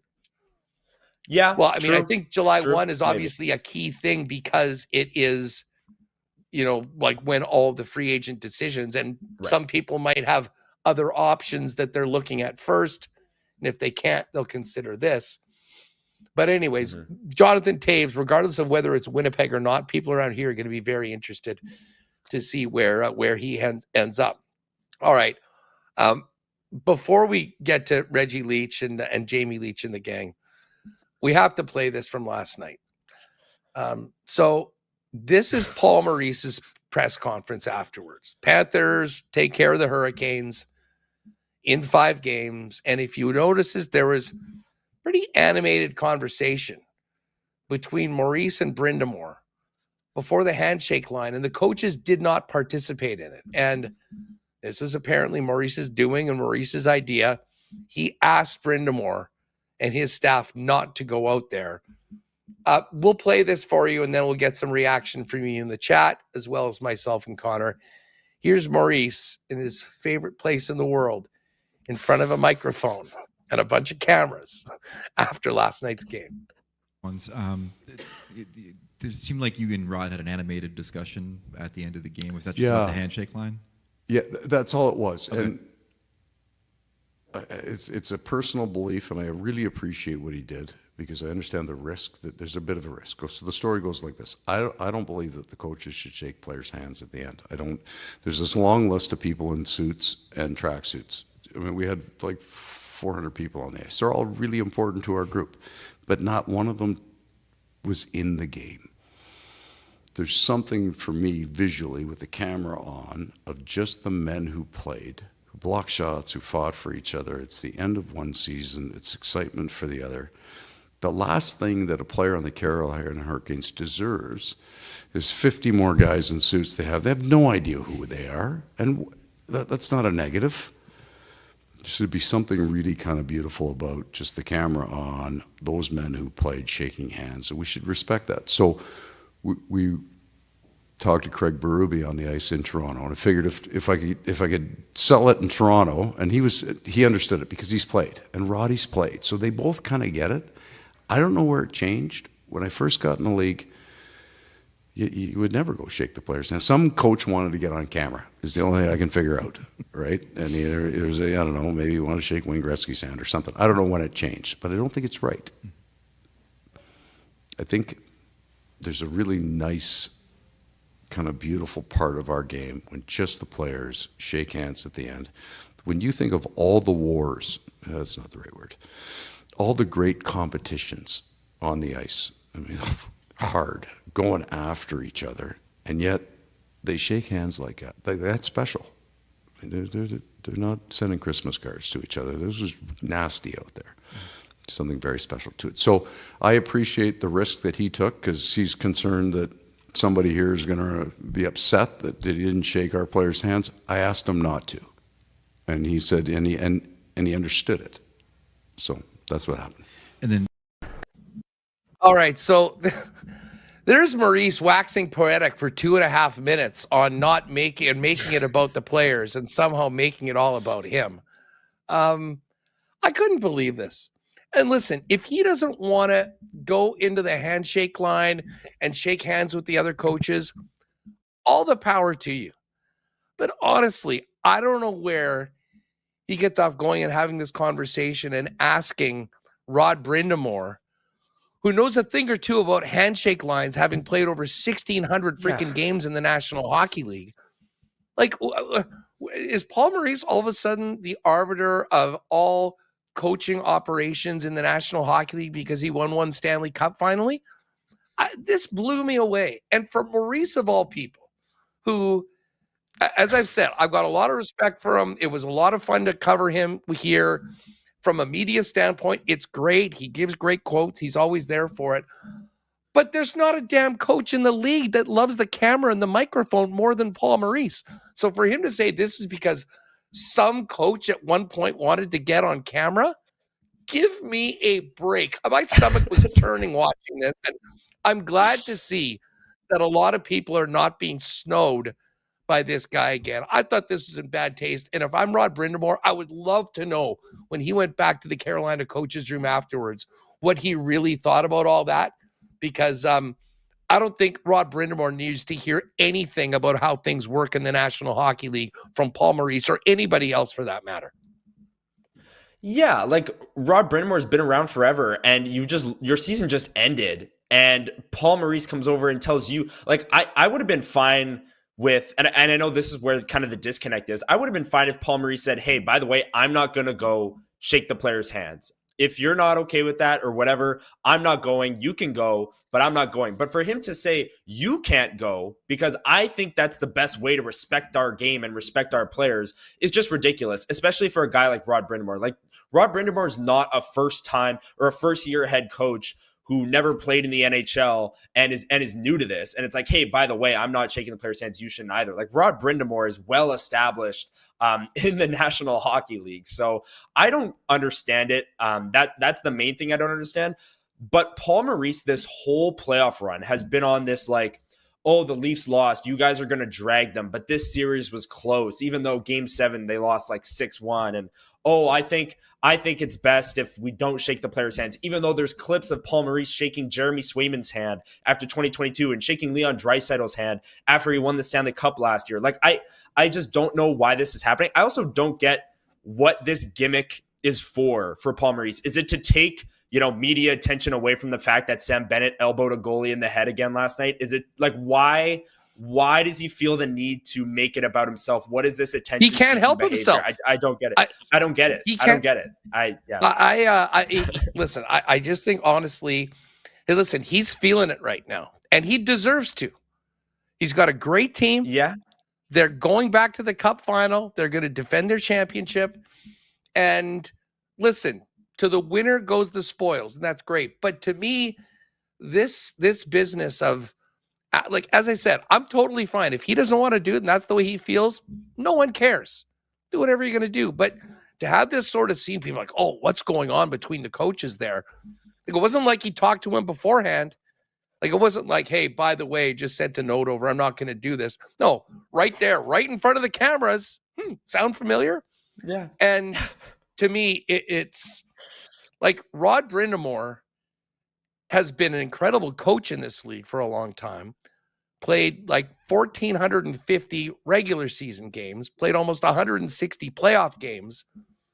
This guy knows enough about handshakes and about coaching and about the NHL to make his own decision. So I have no idea why he's going, especially in that situation at the end of their season, and putting him in that position. Let them know what you're doing. They can make their own decisions. And yeah, like, where the hell did this come from? He was shaking hands in 2023. Pretty sure that he was out there shaking hands when the Jets were going to the Western Conference Finals in 2018. I mean, nobody cares until Maurice decides to go up and spend 2.5 minutes talking about it. It could have been like, and listen, if he wanted to say, you know what? It was my prerogative to do that. I think it should be more about the players. I asked Rod to do it. It was done. But I mean, you get the full Maurice show with everything last night. And to your point about the business in the Toronto series, like, this is why I'm done with the Panthers. And I think that I am fully on board with the Oilers, even though it'll ruin my perceived destiny of the Jets being the next team to win the Stanley Cup. Is that, listen, would I love my team to play that way? Absolutely. But all the cheap shots and BS, I mean, if it's not your team, I'm not really a fan of it when it's happening on the other side. And on top of that, the disdain and listen, Brad Marchand is a troll. Matthew Tkachuk is a troll. And Maurice got in on that 100%. It was disingenuous and it was borderline trolling, I thought. And listen, people in Toronto, I loved listening to Hayes and O-Dog and those guys on Overdrive talk about what they thought of the Panthers and the way they said, oh, the Leafs are right there. Maurice said that the game 5 was the second closest game in the series. I mean, he would just look at you right in the eye, let you know that he's the smartest guy in the room, and hit you with huge loads of bullshit, and you're just supposed to sit there and say, okay, well, Paul just said that. I guess that's true. I don't know, but I think a lot of people sort of saw through that one right now. And hey, listen, if they're just trying to play the heel a little bit more, good on them, but they're certainly playing the role. I'm definitely tired of the gimmick, Huss. I'm tired of Paul Maurice. Like, does he have some fantastic quotes? Like the shotgunning a beer in church quote that he had a week ago. Is that hilarious? Absolutely. The quote about, oh, I think I've seen every hit since Sam Bennett was 10 years old. Like, that is hilarious stuff. He has some golden content. But after winning a series, trying to tell people how it went down, Rod Brind'Amour, of all people, like, you want to sit up there and blame the Toronto Maple Leafs fans for the fact that the Leafs can't get it done in the playoffs? I don't know where that comes from. Again, Tkachuk and Marchand, they're trolls, and the media. Tkachuk and Marchand, they're trolls. They're going to say that anyways. But for Maurice to be like, yeah, this was close. This game said you're going to drag him for this. This was close. Like, we all watched the game, Paul. And then after the Carolina series, to tell Rod Brindamore how to conduct himself in the handshake line is just ridiculous. And then to go up in the presser and say, oh, some coach wanted to get on camera. You've been in the handshake line. Most recently, as last year when you won the Stanley Cup, you were on camera in the handshake line. It's just so much BS, like you said. I don't know. Yeah, I don't know. The act for me kind of wore thin a while ago, but I listen. Yeah. Credit where credit is due. This is a sport. This is a business. It's results based. Their results are better than anyone else's. They're back in the Cup final, so I guess you earn these opportunities. But I mean, I would have thought that was frankly, not really cool if he'd done it to Knobloch. And Knobloch is one of the greenest coaches in the NHL. But I mean, Brindamore. Anyways, I'm seeing. I mean, some people disagree. A lot of people do agree with us here, and loving the feedback in the chat on the latest from our old buddy Pomo. Now, Mr. Fort Lauderdale down with the Panthers, going back to the Cup one more time. All right, you're going to really enjoy this next segment, and it's about something that I think is going to make a big difference in the lives of a lot of young people. Reggie Leech and friends coming up in just a minute. But hey, shout out to our friends at Royal Sports.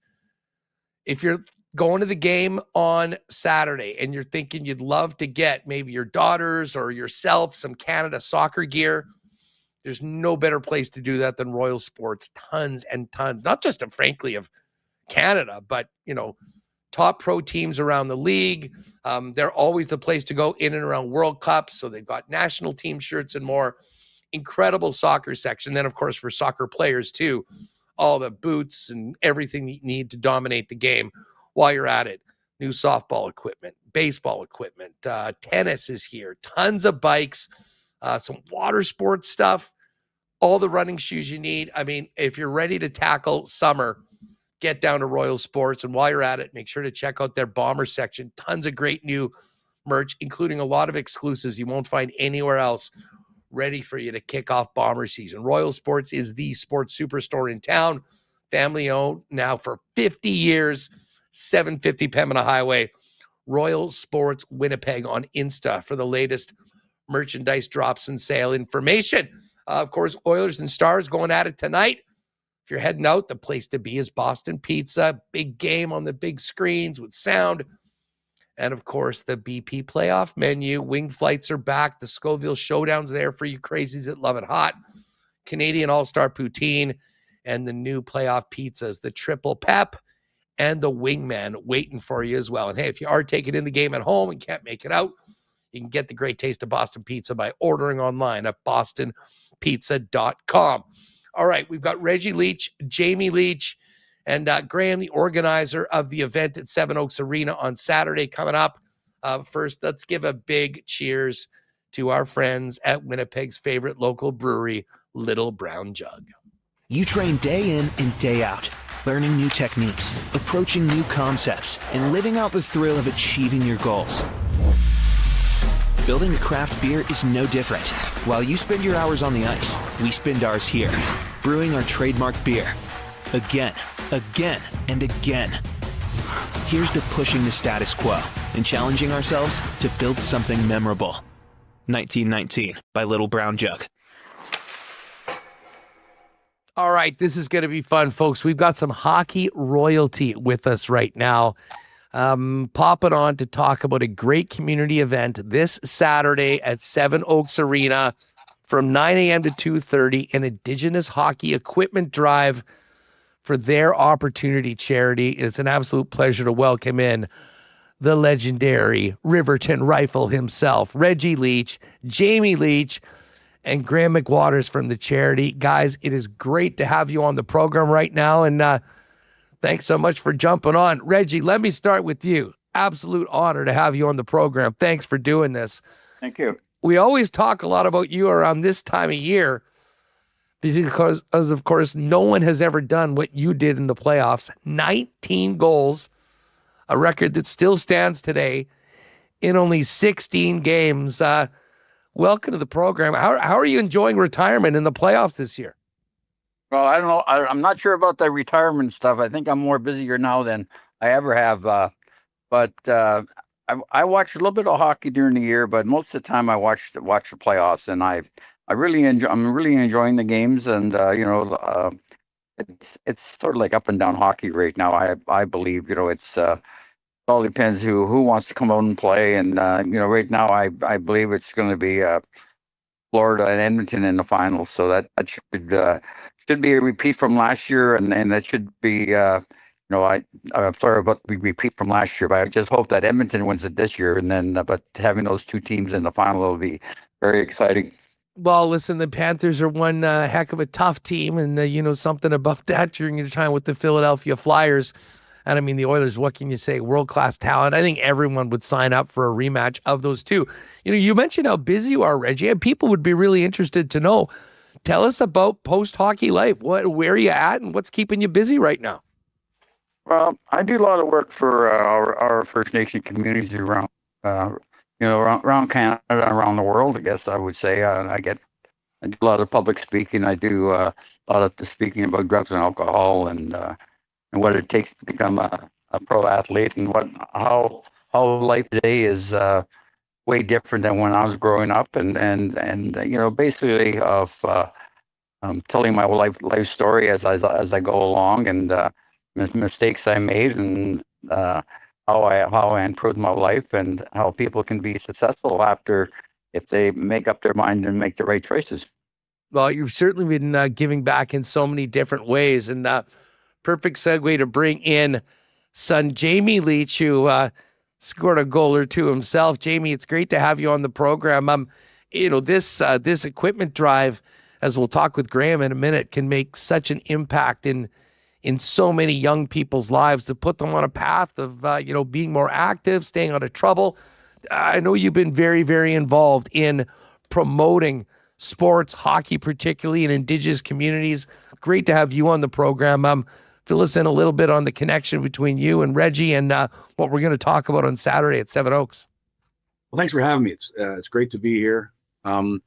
So I'm involved. My company is called Shoot to Score Hockey, and we've been traveling around the U.S. and Canada for, I think, since 2006. We've now visited just over 100 different communities, and we get to see what equipment can do for some youth in these communities. Because I mean, a lot of these communities are flying communities. They don't have maybe the funds to buy equipment. Just to get equipment is very difficult, and it's a challenge for them. And it's really special with the communities that we have worked with directly, because of Graham sending and their opportunity. Graham sending equipment up to these communities. We get to see what it changes their lives. We say, you might be changing lives, you might be saving a life. You donate these equipment goes up to these communities. A young male or female who has an opportunity to play gets this free equipment, and now gets to come to the rink and hang out with their friends. We call the arena the cathedral, right? You get to go somewhere different. You get to kind of maybe just get away from some problems at home, some problems at school. And hockey's a great sport, and hopefully we can open up the opportunity. You, I'm sure, seen this with your own eyes, year after year after year, the impact that these sort of donations and getting young people, especially in remote communities, involved in sports. Because, I mean, listen, just by some of the isolation in these spots, there's a limited amount of things to do. And if you can give somebody that opportunity to get involved in something new, play something new, it really can make a massive difference in their lives and their future. And one of the great things of what I do, I get to see that firsthand, right? There's players that come on. There's some kids that come to the rink that don't even have equipment yet, and the rec director gives them, a pair of gloves, a helmet, some skates and sticks, and off they go. And you can just see the joy in their faces, how much they love to do it. So it's something that hopefully we get a great turnout on Saturday. We get a few hundred bags of equipment. Graham and CN does a great job getting the distributing equipment up to communities, and let's, like I said, let's start saving some lives. Well, let's bring in Graham McWaters right now. And Graham, great to have you on the program as well, and congratulations on all the work that you're doing to help these communities in Manitoba. Fill people in a little bit on the background of this event and what we're looking to do on Saturday at Seven Oaks Arena from 9 to 2:30. Well, thank you very much for having me on the show today. We've been doing this now for 10 years. It's our 11th year. And since inception, we've gathered 5,500 bags of hockey gear and 10,000 sticks. And we've distributed that to 66 Indigenous communities across Canada. We've been to Manitoba twice. And every time we went there, we brought it by train with CN Rail for free. But now we're going to start doing it every year in Winnipeg. And then we're going to store it there. And now we're going to distribute it from there. And this weekend, we have an event happening at Seven Oaks from 9 till 2:30. And there's going to be a big crew of us there sorting, bagging, tagging, putting it on the truck. And at the end of the day, we're bringing it to the warehouse. We need everything except socks, jocks, undergarments, neck guards, and jerseys. All the hard gear. We need all the hard gear. And we need sticks. We need bags. And Jamie brought up a really good point. When you see somebody get that first pair of skates and they're able to go out on the pond or the rink to skate with their friends, you're changing and saving lives. I know it firsthand because we've been doing this nonstop. And the other thing that's exciting about this is this just started with my son's hockey team putting together 8 bags and 20 sticks for one Indigenous community in Ontario. And every year it doubled. So now we gather around 1,000 bags a year and we deliver them to 25 to 30 Indigenous communities. So it's mushroomed, and we're so proud of what we're doing this weekend, and we're looking forward to seeing lots of people come out to donate gear. You know, I've just got it. So again, we don't need socks, jerseys, undergarments, or neck guards, but sticks, shin pads, pants, gloves, helmets, shoulder pads, elbow pads, skates, bags, and of course goalie equipment too. Every piece of equipment helps in this cause, Graham. Yes. And what we do, we're very thorough. We have a system in place. We've got tags, and we put them on the bags, and one bag will say skates, one will say elbow and gloves, one will say shin. And as we're sorting them, I have a strict rule that don't put anything in that bag that you wouldn't let your own son wear or your own daughter. So make sure it's safe. If there's a crack in the shin pad or there's something wrong with the skate blade, we put it in the garbage. So we're very, very thorough. And we want to make sure that when we do deliver this gear to these communities, it's something that the kids can use. Yeah, it doesn't have to be brand new, but it just needs to be usable and, something that can help these kids get on the ice. I mean, Reggie, from your perspective, how rewarding is it to be involved in projects like this, and just your thoughts on the difference that these sort of donations from people in our listening area can make for Indigenous youth elsewhere in Manitoba?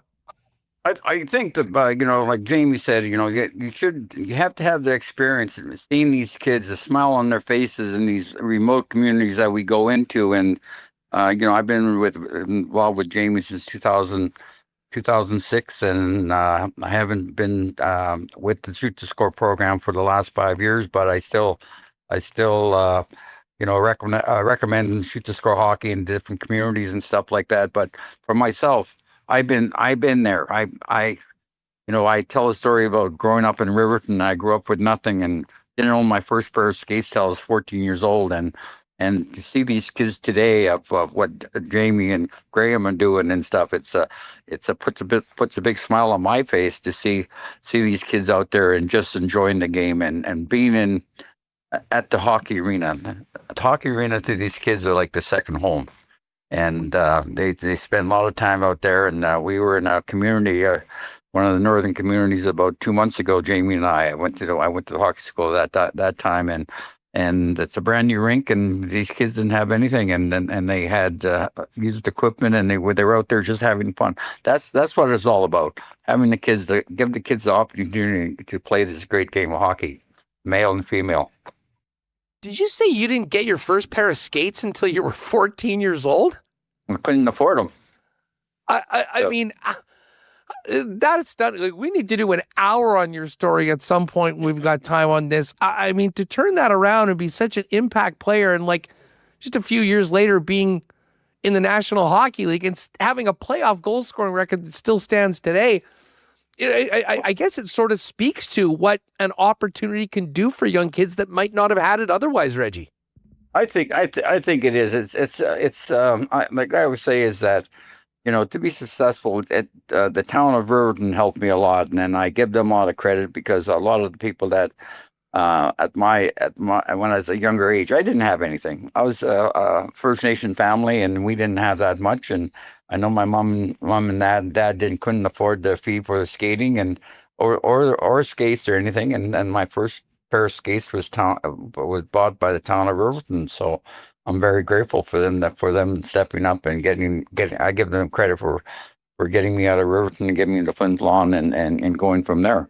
It's an amazing, Jamie, hearing your dad say that. I mean, there's obviously a great amount of appreciation for what Riverton did for Reggie, but I can't imagine Riverton being any more proud of one of their own than what Reggie did on the world stage and now giving back in communities like Riverton and around our province. Oh, absolutely. I mean, Dad tells a story where he used to break in the arena all the time, and finally they just kind of left the door open because he got stuck with stop breaking in the arena to go skate, right? So, there's lots of stories like the community rallied around him, and which definitely helped him out with success in hockey, and again, he was given the opportunity by somebody, right? And that's what this initiative is. We're trying to give the opportunity for kids to play hockey. And that's what we're hoping to do on Saturday, and hopefully we can make it an annual event. Well, I'll tell you what, guys, we'll be here for you for in years to come. It's been an absolute pleasure having you both on the program. We wish you luck. Again, Seven Oaks Arena, 9 a.m. to 2:30 p.m. Gently used equipment of all sorts, pretty much everything except socks, jerseys, undergarments, or neck guards. And we'll put the link in the description of the YouTube video and the podcast today if you want to go over and check it. But Graham, just quickly on the way out, let people know about their opportunity and what's at that site and this growing movement to help Indigenous kids that wouldn't have the opportunity otherwise get out on the ice and play. So yeah, I am one of their pillars on for their opportunity, diversity and inclusion. And they have other pillars as well.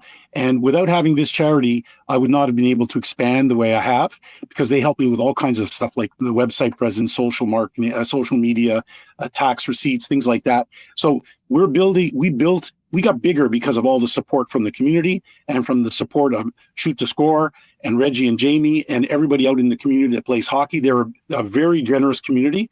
I just did a hockey drive in Connor McDavid's town of Newmarket on the weekend. And in 4 hours, we got 45 bags of gear and 60 sticks and about 5 pairs of goalie pads. And that was just done like that. Like it's a breeze. Well, we do one there every year. So I think we were starting to bleed the equipment from the community. I don't think there's anything left to give away anymore. Well, I tell you what. Winnipeg is going to be a long. I was about to say, we know how Winnipeg is known for stepping up, supporting great causes like this. And this is certainly one worth doing it. Again, gang, 9:30 a.m. to 9 to 2:30, Saturday, Seven Oaks Arena. It's a great time to do some spring cleaning, and let's get this stuff out of the basement and get it to some kids who can use it with the Indigenous Hockey Equipment Drive Saturday at Seven Oaks from 9 to 2:30. If you want more information on the charity, the link is in the description. Graham, thanks so much. Jamie, pleasure having you on the program. And Reggie, an absolute honor having you on Winnipeg Sports Talk today. We appreciate what you guys are doing, and thank you. It was great to have you on the program today. Good luck with everything on Saturday. All right, how about that? What a legend, Reggie Leech. And for those of you that are maybe a little younger, you can look it up, but a 61-goal season in the NHL, and a record that still stands today, 19 goals in one season in the Stanley Cup playoffs, and he did it in just 16 games, and now continue to contribute to hockey and Indigenous communities around the country with speaking engagements, but this is a real cool thing. So if you do have a bunch of stuff that you're not using, it can really make a difference. Seven Oaks Arena, 9 a.m. to 2:30. Drop it off. Gang will be there. And I hope that Winnipeg Sports Talk listeners that are able to will step up, as we seem to always do here in our city and province right now. And just while we're on that topic of Reggie Leech, of course, Reggie, along with Bobby Clark, a legend of Manitoba hockey, former players with the Flin Flon Bombers. My mom's actually a Flin Flon native. Just thinking about everybody affected by the fires right now. State of emergency in the province. I just noticed that state of emergency has been just announced in Saskatchewan as well. So, just hoping everybody can stay safe. And, a huge thank you to everyone that is involved in battling these fires that are raging through our province right now, very early in the season before we even get to June, which is obviously quite concerning. All right, great stuff. And again, Saturday afternoon or Saturday morning into the afternoon, be a great day on Saturday. Maybe pop by Seven Oaks with some equipment to help out the drive. Head on down to Princess Auto Stadium at 1 to send off Desiree Scott into retirement with the Canadian women's national team. And a Sea Bears game at night. And hopefully it'll go a little bit better than last night did. They got worked, 24-5 run for Vancouver. Sea Bears fall to 1-3. They'll take on Ottawa on Saturday. Mason Boursier, by the way, today released by the Winnipeg Sea Bears in a move that was announced just while we've been on the air. I can tell you right now with the little Breezy Bend golf report at the Memorial, playing tough, but man, Ben Griffin is hot. Coming off his win last week, he shoots a 7 under 65 and is your leader right now. Colin Morikawa is at 5 under. A group at 3, including Shane Lowry, Max Homa, and Tommy Fleetwood at 3. I was all in on Vic Hovland, who looked great. He was 2 under through 16. This course will get you, though. Finished bogey triple. He finishes at 2 over. Canadian Nick Taylor right now, T6 at 2 under. Keegan Bradley as well at 2 under. Scotty Scheffler, for those of you who are wondering about the massive favorite, he's 1 under through 10 holes today. I'm actually going to be ripping out right after the show out to Breezy. Cannot wait to get there. Man, the course is looking great, and it is going to be ready and playing tough for the Manitoba Open later on this summer. If you want more information about making Breezy Bend your long-term golfing home for you and your family, talk to our pal Corey Johnson at the clubhouse about getting on the waiting list for next season. And, of course, you can also find out more information at breezybend.ca. I did it again last night, not to the extent of Tuesday's big win with the Race 7 Triactor, but did hit it again last night. And I cannot wait to get back out to the track next Tuesday because all of a sudden, after a tough start to the year, the kid's hot. Great week with our wagering head-to-head against Michael Remus this week. But they're back at it Tuesday and Wednesday of next week, and we'll start to get more Mondays added to the schedule as we get into the season. Of course, free parking, free admission for all nights of live racing at Assiniboia Downs. And if you want to really make it a night, get a reservation in that clubhouse dining room, jump on that incredible prime rib buffet, and make an evening of it over at Assiniboia Downs. Information on everything. They've got Rib Fest coming up this weekend there as well. All available at asdowns.com. Now, the Gold Eyes are in Kane County tonight. And this is going to be a nice little segue into the Cool Bet lines because Jake, Pat, and the gang have come through. And we now have Gold Eyes lines on Cool Bet for the rest of the season, which I'm quite excited about. We'll get to that in a minute. Gold Eyes, though, split a doubleheader yesterday in Kane County. They're back at it tonight. They are an underdog in this game. But the game that we want you to note is June 19th at Blue Cross Park. It's the Winnipeg Sports Talk patio party. Myself, Connor, Liz, Remus, and so many of our listeners and viewers are going to be out there for it. We still do have some tickets remaining, but get on them before they're gone because with the limited capacity in the patio, we've only got so many tickets and we're well over 50% sold. WinnipegSportsTalk.com. Hit the link for Gold Eyes tickets. Get them. We'll have a wristband for you when you get to the ballpark. We'll have a few little brown jugs, some great ballpark food, and hopefully see a great game like we did last year, although that one was the fastest game of all time. Hopefully we'll have a little bit more time this year.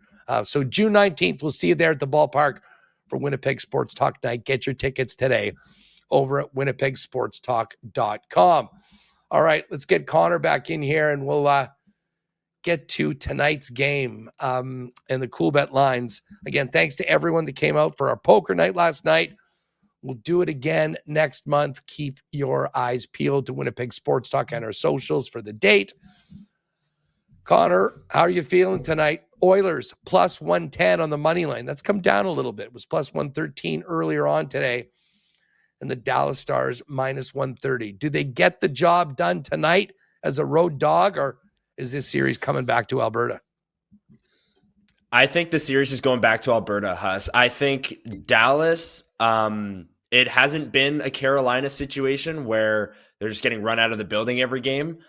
They had obviously the good first period in game one that it got them their only win of the series, but Rupe Hintz, he came back. Did he look really like himself? Not really, but I don't know. I can't see Stuart Skinner doing this again. I mean, maybe he does, and that would be the Oilers' path to victory for sure without Zach Hyman. I will note Matthias Ekholm is going to be back in the lineup tonight for the Oilers, Huss. That is a huge addition for them. Probably their number one defenseman when it comes to handling tough matchups. Like Evan Bouchard puts up all the points. He's an incredible offensive talent, but their number one defensive defenseman is Matthias Ekholm. He comes back tonight. So I could see this one going either way, but I lean towards the Stars actually pushing this one more game.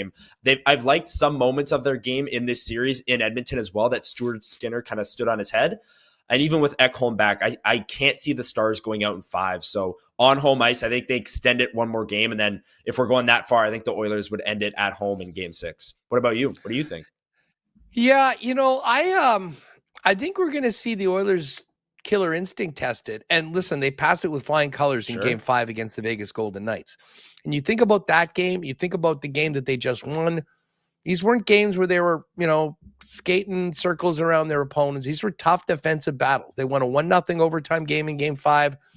They held Dallas to 1 game. I mean, at some point, we expect Dallas to finally find a way to score on Stuart Skinner. But since game 1, that really has not been the case. So I wouldn't be surprised if Edmonton wins it, but I do think that this is a really, really tough one to play. But, I was chopping it up with Dusty today in the lock shop. And, you look at some of the props for tonight's game. And the one that I can't get away from, and I feel dirty saying this, but sometimes, you got to look at a good number and jump on it.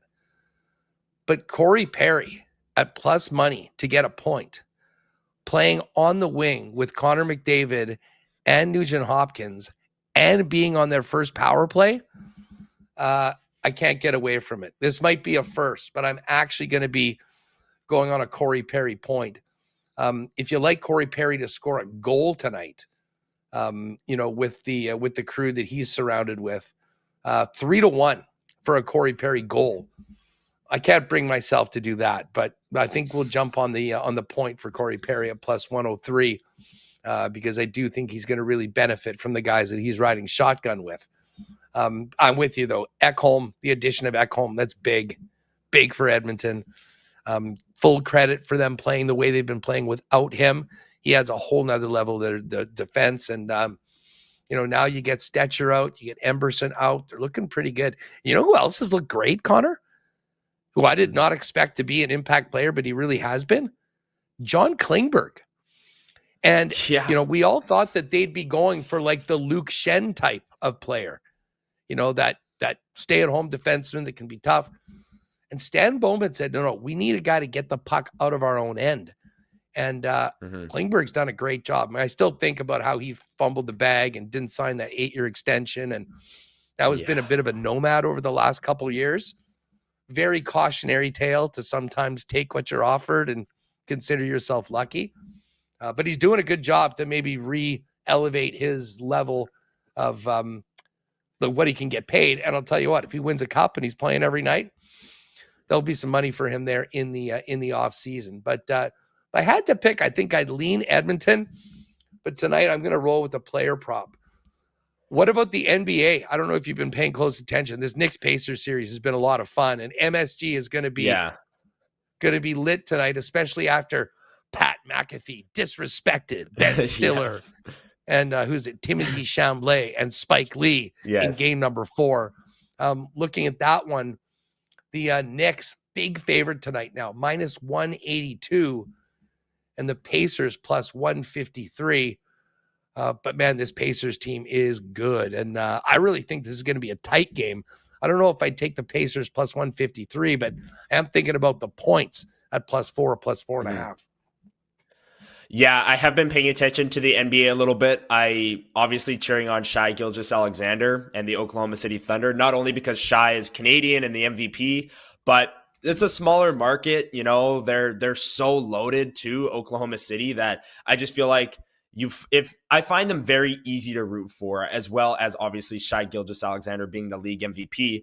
In the East, Tyrese Halliburton is so much fun to watch for the Pacers. I don't know how much we want to dive into this, but he had like 30 points, 15 assists, and 10 rebounds with no turnovers in their last game in the win, which was like the first time in conference finals history that had happened in however many years. So really impressive watching these like ball dominant players like Anthony Edwards, Gilgeous-Alexander, Tyrese Halliburton just go nuts and kind of carry. In the NBA, like superstars can just carry their teams to championships. We've seen that over the past decade. In hockey, it's kind of becoming the same way with McDavid. Like if he wins this year's title and he's dragging his team, I mean, we just talked about it. They're getting great depth contributions as well. It's not as much in hockey, more of a team sport. But the NBA, superstars can definitely carry teams on their back, and I think that's what you're seeing. And it's honestly fun to watch. The NBA sometimes, like, you tune in and by halftime the game's over, which kind of sucks.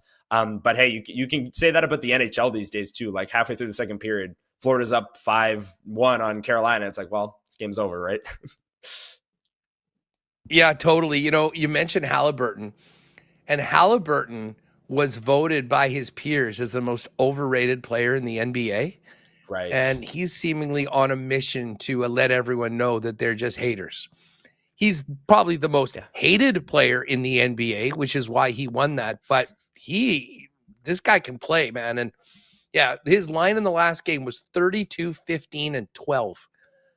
Just an unbelievable performance in that win. And I like a big game from him again tonight. His point total, and again, you know, you can bet 14.5, 19.5. I'm going to dive in 21.5 at -102. So Halliburton to get 22 or more points today. He loves the big stage. He loves being the heel. And I think he comes up big tonight, which means I'm going to try and go back-to-back on the ride with Huss last night. We had the Panthers and OKC -8.5 last night with the nice boost. It was over 3-1. And the OKC game was one of those games that was over in the first half. Panthers had some work to do, but they got it done. But I've added, maybe I'm feeling it after the win last night and the triactor to Assiniboia Downs, but we're going to go a 3-banger tonight. We are taking a Corey Perry point, as I just mentioned. We're going with Halliburton over 21.5 points in the Knicks Pacer game. And we're going to add in the Blue Jays money line. Jays are taking on the Athletics, who have no home. It's just Toronto Blue Jays versus Athletics. I believe, what are they, in Sacramento? Barrios on the hill tonight. Jays have been great during the week, not as good during the weekend. I'm not sure whether that really is a real stat, but that will affect anything. But that has been the case so far this year. Anyways, I like the Jays tonight. They're a -164 favorite if you want to bet that on your own. But we've got that one. If you put it in yourself, it's +548. Jakey and the boys taking care of us on Winnipeg Sports Talk. Boosted to +631. So I'm in on that. Ride with Huss. Blue Jays to win. Halliburton over 21.5 points. And a Corey Perry point. We got a little baseball, a little basketball, and a little hockey in the ride with us tonight. Tons of other great options for you. Super Boost looks nice tonight. Pascal Siakam, Spicy P, over 17.5, and a McDavid point. That's boosted to +109. Other options for you today. Lamplighters, Rantanen will score in Draisaitl. Rantanen is so due. We got a shot prop one. Nuge, Bouchard, and Rantanen all over 2.5. That's boosted to +940. And then, of course, the points from the point. The big dogs, 2-point games for McDavid and Rantanen, +564. And an assist prop as well. Halliburton over 9.5 assists. McDavid over 1.5 assists. That's got a nice boost up to +465. Check out the combo cards right at the top of coolbet.com when you hit on sports. You can also check out some exclusives available as well in the daily exclusives. Tons of stuff for that hockey game tonight. If you want to get on it, if you haven't played a cool bet before, use the promo code WST for a 100% bonus on your first deposit up to $200. We should enjoy tonight, Connor, because there's a very good chance that we could have a few very quiet days on the sports scene, at least the pro scene, with the potential of all of the conference finals ending in 5 games in both the NBA and the NHL. Yeah, and when did you say the Stanley Cup final would start? If Edmonton wins tonight, when would game 1 be? You mentioned it earlier. Wednesday. Why such a long break? I don't know. If they don't win, it's going to be next Saturday. Oh my goodness. Okay, yeah. Week. Go Oilers tonight. Jeez, that's ridiculous.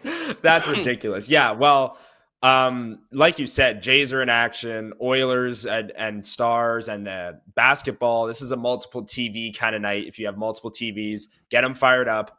And yeah, I'm going to enjoy this night for sure because, well, even if Dallas wins, then at least we have another game of this series. But man, that is a long break between now and the Stanley Cup final when it makes no sense. You can just start it in a few days. Like if you want to give them a couple extra days, sure. You need to go all the way till next Saturday.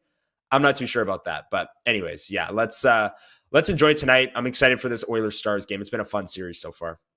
Yeah, the sooner the better we can get going on with the championship series. I'll tell you what, I know the rating, like the execs probably not loving an Indiana Oklahoma City final, or frankly an Edmonton Florida final, although there's a little bit more juice in this the Florida Edmonton one with the star power of the Oilers and the Stanley Cup rematch.